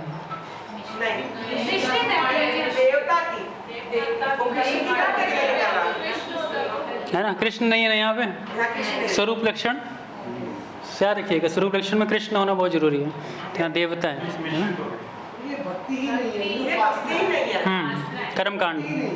कर्मकांड। एक भक्त अपने परिवर्तन पर नरसिंह देव की तस्वीर रखता है क्योंकि वह भक्ति सेवा में बाधाओं को दूर कर सकता है। भक्ति में बाधाओं को दूर करने के लिए है। कौन सी बाधाएं दूर करने के लिए? भक्ति की में जो सेवाओं में बाधाएं आती है उनको दूर करने के लिए है, तो ये शुद्ध भक्ति। ठीक है, बहुत थिन लाइन है। भक्ति में जो बाधाएं आ रही हैं वो हैं, ध्यान से ना, भक्ति की बाधाओं को दूर करने के लिए।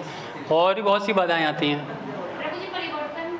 एक्चुअली परिवर्तन है ना, ट्रांसलेशन सही नहीं है, इंग्लिश सही है। A devotee keeps a picture और Narsingh Dev on his alter. Alter है तो परिवर्तन वैसे कर दिया, ऑल्टर को परिवर्तन कर दिया उसने गूगल ट्रांसलेशन ने, तो गलत है। 12 नंबर है ना। अब एक ब्रह्मचारी हर दिन मंगला आरती में भाग लेता है क्योंकि वह मंदिर परिषद में अपनी स्थिति बनाए रखना चाहता है। तो नहीं है ना, हाँ, उद्देश्य गलत है कि नहीं? क्योंकि बाद में लोग क्वेश्चन करेंगे, बोलेंगे आप तो टेंपल काउंसिल में या मॉर्निंग में आते नहीं हैं, तो अपनी पोजीशन बनाए रखने के लिए मॉर्निंग में आना जरूरी है। लेकिन प्रभु जी कई बार शुरुआत यहाँ से होते हैं, फिर भी शुरू हो जाते हैं। जैसे कई बार हम इस प्रेशर में भी आ जाते हैं, चलो क्लास जा रही है, हम भी जा रहे हैं। हाँ, तो क्यों जा रहे हैं, ये प्रश्न है ना। लेकिन वो शुरुआत तो यहीं से होती है। शुरुआत ठीक है, हाँ। लेकिन इसका मतलब नहीं जीवन भर उसी कारण से जा रहे हो, है कि नहीं? सोशल प्रेशर, कई बार भक्ति भी लोग सोशल प्रेशर से कर रहे होते हैं कि भाई वो जा रहा है तो मेरे को भी चलना जरूरी है। नहीं, स्वाभाविक होना चाहिए, मेरे को जाना ही है, भले वो जाए चाहे ना जाए, I have to go at any cost, right. Okay, let's see further. एक भक्त प्रत्येक एकादशी को व्रत करता है क्योंकि उसे पुत्र प्राप्ति का वरदान प्राप्त हो सकता है।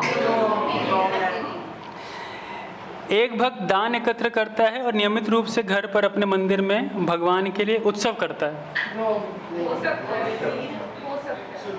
शुद्ध भक्ति। फिर से पढ़ें। एक भक्त दान इकट्ठे करता है ताकि वो नियमित रूप से घर पर अपने मंदिर में भगवान के लिए उत्सव कर सके। ठीक है करके आप लोग के हिसाब से नहीं है, क्यों नहीं है?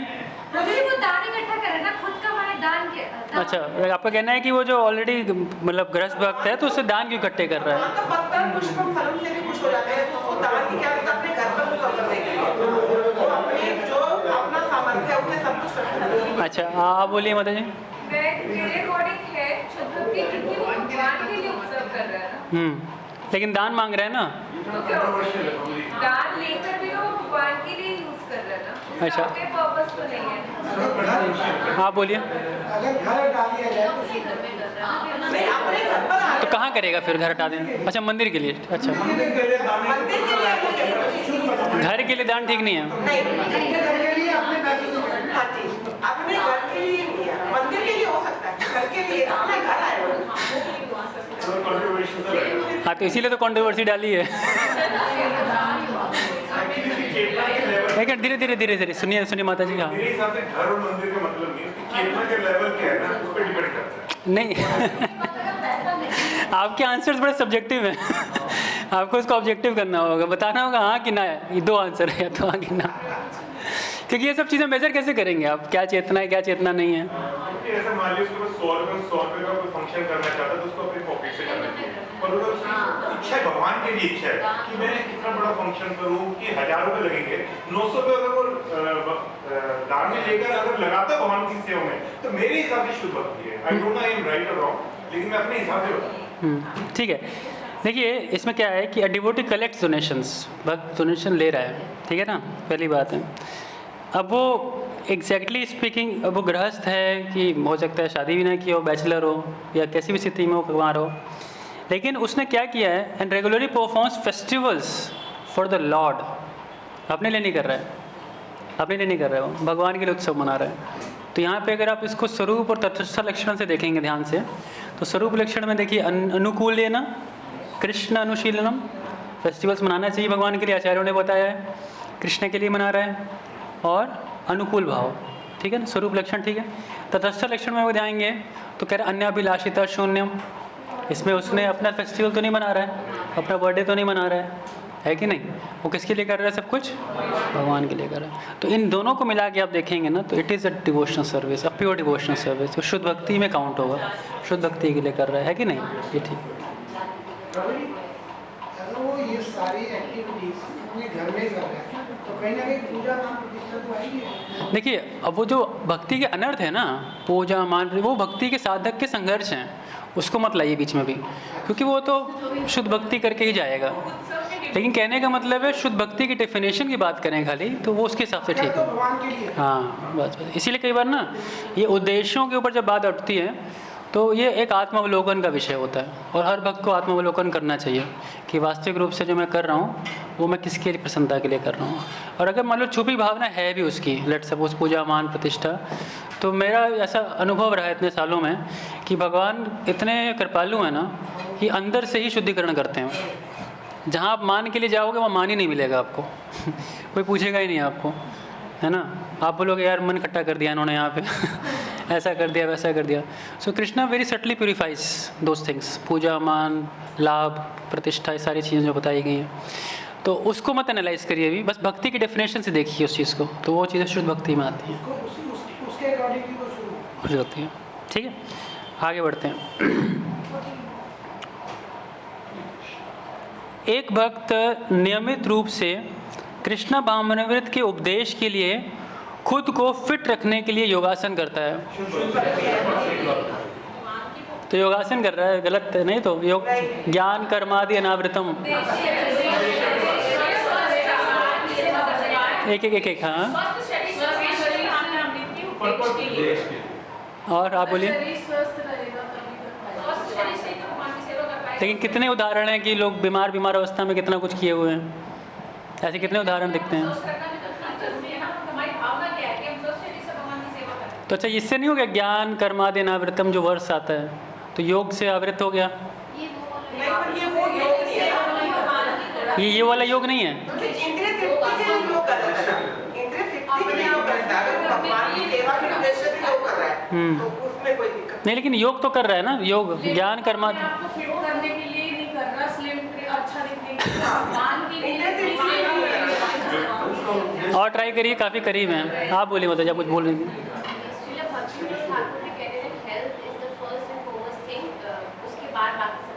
सनातन गोस्वामी जब सुसाइड करने जा रहे थे तो मैंने वहाँ भी पूछा था कि आप कैसे कर सकते हो। Very good, very good, perfect.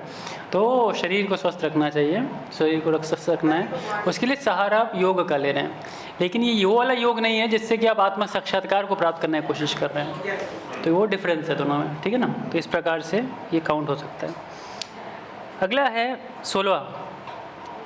इसमें कह रहे हैं कि एक इस्कॉन गुरु उपदेश देने के लिए मध्य पूर्व की यात्रा करते हैं, क्योंकि वहाँ के भारतीय लोग भारत के लोगों की तुलना में अधिक धन दान दे सकते हैं। तो है कि नहीं शुद्ध भक्ति? एक इस्कॉन गुरु उपदेश देने, हाँ, उपदेश देने के लिए 16 नंबर क्या करते हैं कि मध्य पूर्व की यात्रा कर रहे हैं, क्योंकि वहाँ के भारतीय लोग भारत के लोगों की तुलना से अधिक धन दान कर सकते हैं। पैसे को मंदिर बनवाने में लगवाएंगे, मंदिर में देंगे ताकि भगवान की सेवा के ज़्यादा से ज़्यादा मंदिर बन सके, हो सके। और किसी कोई मत इस पे? सबका एक ही मतलब है। मिश्रित भक्ति नहीं लग रही, उनको निर्भर नहीं होना चाहिए भगवान पे, भगवान अपने आप दे देंगे।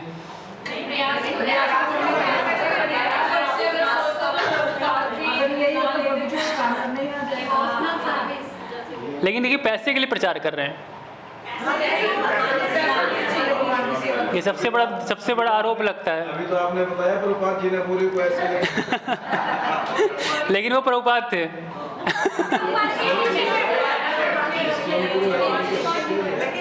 हाँ, उन्हीं की शिक्षाओं के आधार पर तो करते हैं। भगवान की सेवा के लिए पैसा चाहिए। लेकिन सुनने में कैसा लगेगा कि खाली देखिए प्रचार कर रहे हैं पैसे के लिए। दुबई क्यों गए थे वो? क्योंकि इतने कथा क्यों की उन्होंने दुबई जाके? पैसे के लिए। तो बताइए सही है, भक्ति लगेगी कहीं से? हाँ, वो तो बात की बात है, लेकिन वो जिस दिन से गए वो दुबई, तब से लोग बोलना शुरू कर देखिए पैसे के लिए गए वहाँ पे। एक आम आदमी की विचारधारा में इस्कॉन के जो भक्त हैं उनकी विचारधारा पर होगा, दोनों अलग-अलग एंगल से देखेंगे। ठीक बात। जब वो मंदिर बनाएंगे तो जब लोगों को उससे फायदा मिलेगा, लोग भक्त बनेंगे, तब पता लगेगा ना। ठीक है ना। उद्देश्य क्या है भगवान का? उद्देश्य भगवान के लिए। तो देखने में बहुत ही एक मतलब गलत चीज़ दिखती है कि भाई आप अपना अपने लिए ले लेते तो ये सही नहीं। हाँ, सही बात है, भगवान की सेवा में लगा रहे हैं ना, इसलिए सही। Good good, very good. Last question. हाँ, 17वां आखिरी है। गोपियों ने देवी कात्यायनी की पूजा की। हाँ, अच्छा, सॉरी। हाँ, एक नया भक्त शुद्ध वैष्णव गुरु से दीक्षा लेना चाहता है, जिससे क्षेत्र में कई शिष्य हैं, क्योंकि दीक्षा के बाद उसे बेहतर सुविधाएं मिलेंगी। नहीं तो अच्छे से भक्ति कर लेगा ना, सुविधाएं होंगी तभी तो भक्ति होंगी। वो अपना आप बोलिए माता जी। हाँ, वो अपनी सुविधा देख रहा है कि उसका बिजनेस में हेल्प करेगा या इन चीजों में, लेकिन उसका मेन पर्पस जो है वो भक्ति को शुद्ध करना नहीं है, वो अपनी लाइफ को ईज आउट करने के लिए। बहुत अच्छा, वेरी गुड, वेरी नाइस। मतलब अपने फ़ायदे के लिए वो पूरी चीज़ों को देख रहा है कि भाई इतने सारे मेरे गुरु भाई होंगे तो बिजनेस करना, चीज़ें करना थोड़ा आसान हो जाएगा वहाँ पे। Good point. और लास्ट वन, गोपियों ने देवी कात्यायनी की पूजा की क्योंकि वे कृष्ण को अपना बनाना चाहते थे पति। अब गोपियों का नाम आ गया तो शुद्ध भक्ति होगी। इससे कई बार ये हो जाता है कि भाई हम देवी देवता की पूजा कर सकते हैं और वहाँ कृष्ण को की प्रार्थना कर सकते हैं, वो थोड़ा तो उनको बताना पड़ेगा ना आप गोपी नहीं हो। लोग इस चीज़ को भूल जाते हैं, उनको लगता है हम भी गोपी हैं। नहीं, गोपियों का स्तर बहुत अलग है कि नहीं? बहुत बहुत जन्मों के बाद कोई शायद वृंदावन में कोई भगवान की गोपी बन सकता है। ठीक है, तो हमने इसमें भी क्या पढ़ा आज? तो ये हमने संक्षिप्त आपको वर्णन दिया इसका, स्वरूप लक्षण, तटस्थ लक्षण, शुद्ध भक्ति और मिश्रित भक्ति। और इसमें प्रभुपाद जी के अंतिम शब्द हैं कुछ इसको लेकर के वो बता रहे हैं कि आत्म साक्षात्कार या भगवान के साक्षात्कार में सफलता प्राप्त करने के लिए श्री चैतन्य महाप्रभु सलाह देते हैं स्थाने स्थित। आप केवल अपने वर्तमान स्थिति में ही बने रहिए। आप एक गृहस्थ या एक ब्राह्मण या एक सन्यासी या एक उद्योगपति या व्यवसायी के रूप में बने रहिए, इससे कोई फर्क नहीं पड़ता। किंतु श्रुतिगताम तनुवान मनो भी, केवल कृष्ण के विषय में श्रवण करने का प्रयास करिए। श्रुतिगताम, श्रवण के माध्यम से ग्रहण करना। श्रुतिगताम का अर्थ है श्रवण के माध्यम से ग्रहण करना। तनुवान मनो भी, और अपने शरीर वाणी का प्रयोग कीजिए।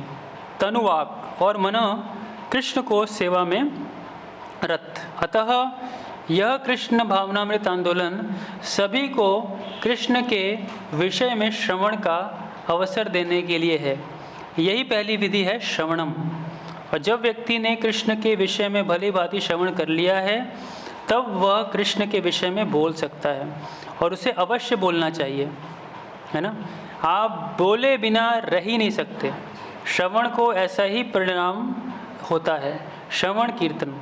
जिसने भली भांति श्रवण कर लिया है उसे बोलना या प्रचार करना चाहिए। तो भगवद गीता 4:12 में, बम्बई अप्रैल 3, 1974 में प्रभुपाद इस बात को मेंशन करते हैं। ठीक है, आगे कह रहे हैं इसमें, श्रील रूप गोस्वामी ने अपनी कृति भक्ति रसामृत सिंधु की रचना केवल हमारे मार्गदर्शन के लिए ही की है। इसी पुस्तक की सारांश रूप में अब नेक्टर ऑफ डिवोशन के नाम से प्रस्तुत किया जा रहा है। जो लोग कृष्ण भावनामृत आंदोलन में लगे हुए हैं वे इस महान ग्रंथ का लाभ उठाकर कृष्ण भावनामृत में अत्यंत दृढ़ता से अव्यवस्थित हो सकते हैं। अवस्थित सॉरी रॉन्ग प्रोनाउंसिएशन, अवस्थित हो सकते हैं, मतलब यहाँ स्थित हो सकते हैं बेसिकली। तो कहने का मतलब है कि इस nectar devotion is a law book. Prabhupada कहते थे कि this is a law book of Krishna conscious movement. इसके अंदर आपको सभी के सभी सिद्धांत भक्ति से संबंधित मिल जाएंगे। तो एक डेफिनेशन खाली आपने देखी ना, इतनी विस्तार से हमने चर्चा की, ऑलमोस्ट एक क्लास लगा इसको करने में, लेकिन इससे हम ये ज़रूर समझ पाए कि जो भक्ति है वो क्या है, भक्ति की डेफिनेशन क्या है। इतनी सटीक शब्दों में भक्ति को डिफाइन शायद ही किसी ने किया है पास्ट में, और ये रूप गोस्वामी की महानता है। इसके बाद 2 श्लोक और हैं जो रूप गोस्वामी ने किया है। एक तो है सर्वोपाधि विनिर्मुक्तम तत्परत्वेन निर्मलम ऋषिकेन ऋषिकेश सेवनम भक्तिर् उच्यते। तो ये वर्ष क्या बताता है, ये रेफरेंस दे रहे हैं। अब रूप गोस्वामी अपनी कोई बात लिखे हैं ना, तो बिना रेफरेंस के बात को स्थापित नहीं कर सकते आप। कई बार लोग होता है कि बोलते हैं कि मेरे मन में ऐसा आया या मेरे विचार से ऐसा है। ओके, बात ठीक है, लेकिन आपके विचार कहीं और भी तो होंगे, पीछे किसी ने बोले होंगे। इसीलिए कहा जाता है कभी भी अपनी बात रखी जाती है तो उसके पीछे कोई आपके पास साक्ष्य होने चाहिए, कोई एविडेंस होने चाहिए, कोई रेफरेंस होने चाहिए। जैसे लॉ कोर्ट में होता है, कोई भी वकील कुछ बोलेगा तो या तो कोई पिछले केसेस को कोट करेगा या भारत की किसी धारा को कोट करेगा, ऐसे कुछ करके बताएगा वो। तो सिमिलरली भक्तों में भी यही होना चाहिए कि अपनी कोई बात कहें तो पीछे से बैकअप होना चाहिए उसका, कहाँ से बोल रहे हैं। तो रूप गोस्वामी ने नारद पंचरात्र से ये वर्ष कोट किया, और इसके बाद उन्होंने श्रीमद् भागवतम का भी एक वर्ष कोट किया, जो कि हम लोग अगले अध्याय में नेक्स्ट में देखेंगे इसको। ठीक है, तो हियर इट एंड्स द प्रस्तावना। यहाँ पे जाकर के ये चीज़ एंड होती है प्रस्तावना। प्रस्तावना मतलब कि इंट्रोडक्शन या भूमिका कह लीजिए। और हम लोग का फर्स्ट चैप्टर पे जा रहे हैं। This is the first chapter you are going to start, और ये जो फर्स्ट चैप्टर है इसका जो टाइटल है क्या है, हाँ, शुद्ध भक्तिमय सेवा के 6 लक्षण। तो आप कैसे पहचानेंगे कि शुद्ध भक्ति आपके जीवन में आ रही है कि नहीं, तो उसके लिए 6 लक्षणों से आप समझ जाएंगे। बहुत आसान है ना। किसी को बुखार होता है, क्या लक्षण है, शरीर गर्म होगा, शरीर गर्म होगा। आप लक्षणों से बता सकते हैं कि भाई इसके शरीर में बुखार है इसलिए इसका शरीर गर्म है। इसलिए कोई शुद्ध भक्ति कर रहा है वो आराम से इन 6 चीज़ों को देख के बता सकता है कि 6 चीज़ें मेरे जीवन में अगर आ रही हैं मैं भक्ति कर रहा हूँ, शुद्ध भक्ति कर रहा हूँ। बड़ा सिंपल है। उससे पहले जो मैं आपको रेफरेंस दे रहा था वर्ष का, तो 13वां वर्ष है। 11वां था न्याभिलाषिता शून्यम, 12वां था सर्वोपाधि विनिर्मुक्तम, और 13वें में ये वर्ष की डेफिनेशन यहाँ आती है कि भक्ति मुक्ति से भी बढ़कर है। और जो भक्त होता है वो 5 प्रकार की मुक्तियाँ होती हैं। जिसको कि तिरस्कृत कर देता है, त्याग देता है। इवन ये तक बताया गया है मुक्त अंजलि क्या करती है? मुक्ति हाथ जोड़ करके भक्तों के आगे खड़ी रहती है कि कृपया करके आप मुझे स्वीकार करें। लेकिन भक्त क्या करते हैं कि मुक्ति को भी स्वीकार नहीं करते। वो बोलते हैं कि मुक्ति हमारे किसी काम की नहीं है, मुक्ति का आप क्या करेंगे। So they don't desire to get liberation from this world, जो मैंने आपको बताया था पहले। मुक्ति 5 प्रकार की होती है, इसको आप चाहेंगे तो नोट भी कर लीजिएगा। तो सायुज्य, ये मुक्ति नॉर्मली मायावादी या अद्वैतवादी प्राप्त करना चाहते हैं, जिसमें कि वो भगवान के ब्रह्म तेज में या ब्रह्म प्रकाश में प्रवेश कर जाते हैं। Just like to becoming one with the supreme, भगवान के साथ एक हो जाना, तदात्म्य कहते हैं इसको, अद्वैत, एक हो जाना। स्लाइड में दे देंगे, ये सब देंगे, लिख भी लीजिए, आप समझ के लिए जो आप लिख सकते हैं हमने लिख लेते हैं, है ना। फिर होता है दूसरी मुक्ति है शालोक्य। शालोक्य मतलब भगवान के साथ आपको मौका मिलता है रहने का, अब भगवान के साथ भगवान के लोक में रह सकते हैं, ये भी मुक्ति में आता है। सारूप्य, भगवान के समान रूप हो जाता है, जैसे भगवान के 4 हाथ होते हैं चतुर्भुज रूप में, उसी प्रकार से मुक्त होने के बाद जीव का भी चतुर्भुज रूप हो जाता है। सार्ष्टी, सार्ष्टी मतलब जितना भगवान का ऐश्वर्य है उतना आपका भी ऐश्वर्य हो जाता है। और सामीप्य, सामीप्य मतलब भगवान के निकट रहना, हमेशा भगवान के साथ रहना, निकट रहना। तो ये 5 प्रकार की मुक्ति है जो भागवतम के 3रे स्कंद में बताई है कपिल देव ने, और इसी को उल्लेखित करते हैं रूप गोस्वामी यहाँ पे, और बताते हैं कि भक्त जो होता है, जो शुद्ध भक्त होता है, शुद्ध भक्ति जो करता है, वो इन 5 प्रकार की मुक्तियों को तिरस्कृत कर देता है। इसीलिए जब हमने लास्ट क्लास में इतना हमारा चर्चा हुआ था मुक्ति को लेकर के, तो मैंने इस बात को एम्फसाइज़ किया था कि भक्ति मुक्ति से बहुत ऊपर आती है, बहुत ऊपर आती है। और एक्चुअली में भक्ति वास्तविक रूप से पता कब होती है? मुक्ति के बाद ही होती है वास्तविक भक्ति। ये जो अभी प्रैक्टिस करते हैं ना, इसको कहते हैं साधना भक्ति। इसको इंग्लिश में ट्रांसलेट करेंगे तो ये कहलाएगा डिवोशनल सर्विस इन प्रैक्टिस। मतलब आप उस भक्ति को प्राप्त करने की प्रैक्टिस कर रहे हैं अभी हमारे को वो भक्ति नहीं प्राप्त है जो होनी चाहिए, भाव या प्रेम भक्ति, दैट्स कॉल्ड इट्स प्रैक्टिस। लेकिन वास्तविक भक्ति मुक्ति के बाद आती है, इस बात को समझिएगा। मुक्ति के बाद भक्ति मतलब कि भक्ति तब रिलेशेबल लगती है आपको, भक्ति में तब आनंद आता है। अब इतनी सारी चीज़ें पढ़ते हैं ना कि महाप्रभु नृत्य कर रहे हैं, क्रंदन कर रहे हैं, रो रहे हैं, ज़मीन पे गिर गए, ये हुआ वो हुआ। तो कहने का मतलब है कि ये सब अवस्थाएं आती हैं व्यक्ति को, हो सकता है सारी की सारी ना आए, लेकिन कुछ अवस्थाएं जरूर प्रकट होती हैं। भक्ति में बहुत आनंदित फील करता है, लेकिन प्रैक्टिस के समय उतना आनंद नहीं आएगा। मुक्ति का मतलब कि इस भौतिक संसार से परे जाना, इस संसार से परे, छोड़ के जाने के बाद, हाँ सही छोड़ के जाने के बाद ये चीज़। लेकिन जो जैसे सामीप्य है, इसमें तो हम भगवान के निकट रहकर उनकी सेवा कर रहे हैं, तो विशुद्ध भक्त भी यही नहीं, उसमें ये श्योरिटी नहीं है साथ में रह के आप सेवा करें। साथ में रह सकते हैं खाली आप हमेशा, है ना, लेकिन प्रायः लोग सेवा ही करते हैं। साथ में रहेंगे तो कुछ सेवा तो करेंगे भगवान की, लेकिन उसमें भी क्या है कि उसमें भी भगवान को उतनी प्रसन्नता प्राप्त नहीं होती है। इसीलिए अगर जब भगवान की प्रसन्नता की बात जब कुछ करते हैं ना, तो भगवान की प्रसन्नता को उनके शुद्ध भक्तों के माध्यम से समझना पड़ता है। इसीलिए ये जो श्लोक जो मैं आपको बता रहा हूँ, कपिल देव बोल रहे हैं माता देवहूति को, और वो खुद ये बात बता रहे हैं कि जो शुद्ध भक्त होते हैं वो इसको भी नहीं स्वीकार करते, क्योंकि वो भगवान को और ज़्यादा से ज़्यादा आनंद देना चाहते हैं। ये भाव होता है। उनके और क्या भाव होते हैं? विशुद्ध भक्त इससे ज़्यादा और क्या चाहते हैं? इससे ऊपर बहुत सारे भाव हैं। आप वृंदावन का भाव देखिए, वृंदावन का भाव, वृंदावन में भक्त भगवान के साथ हो सकता है ना रहते हो, भगवान चले गए छोड़ के मथुरा, लेकिन ऐसा नहीं उन्होंने भक्ति बंद कर दी। कृष्ण चले गए, चलो अब हम भी, उसमें भी उन्हें बहुत आनंद आता है, बहुत ज़्यादा। वियोग में भी गोपियों को आनंद। जो विप्रलंब, यही बात तो महाप्रभु प्रकट करने आए थे। महाप्रभु ने, कोई एक बार किसी ने पूछा मेरे से प्रश्न कि जब भगवान मथुरा चले गए तो राधा रानी का क्या हुआ,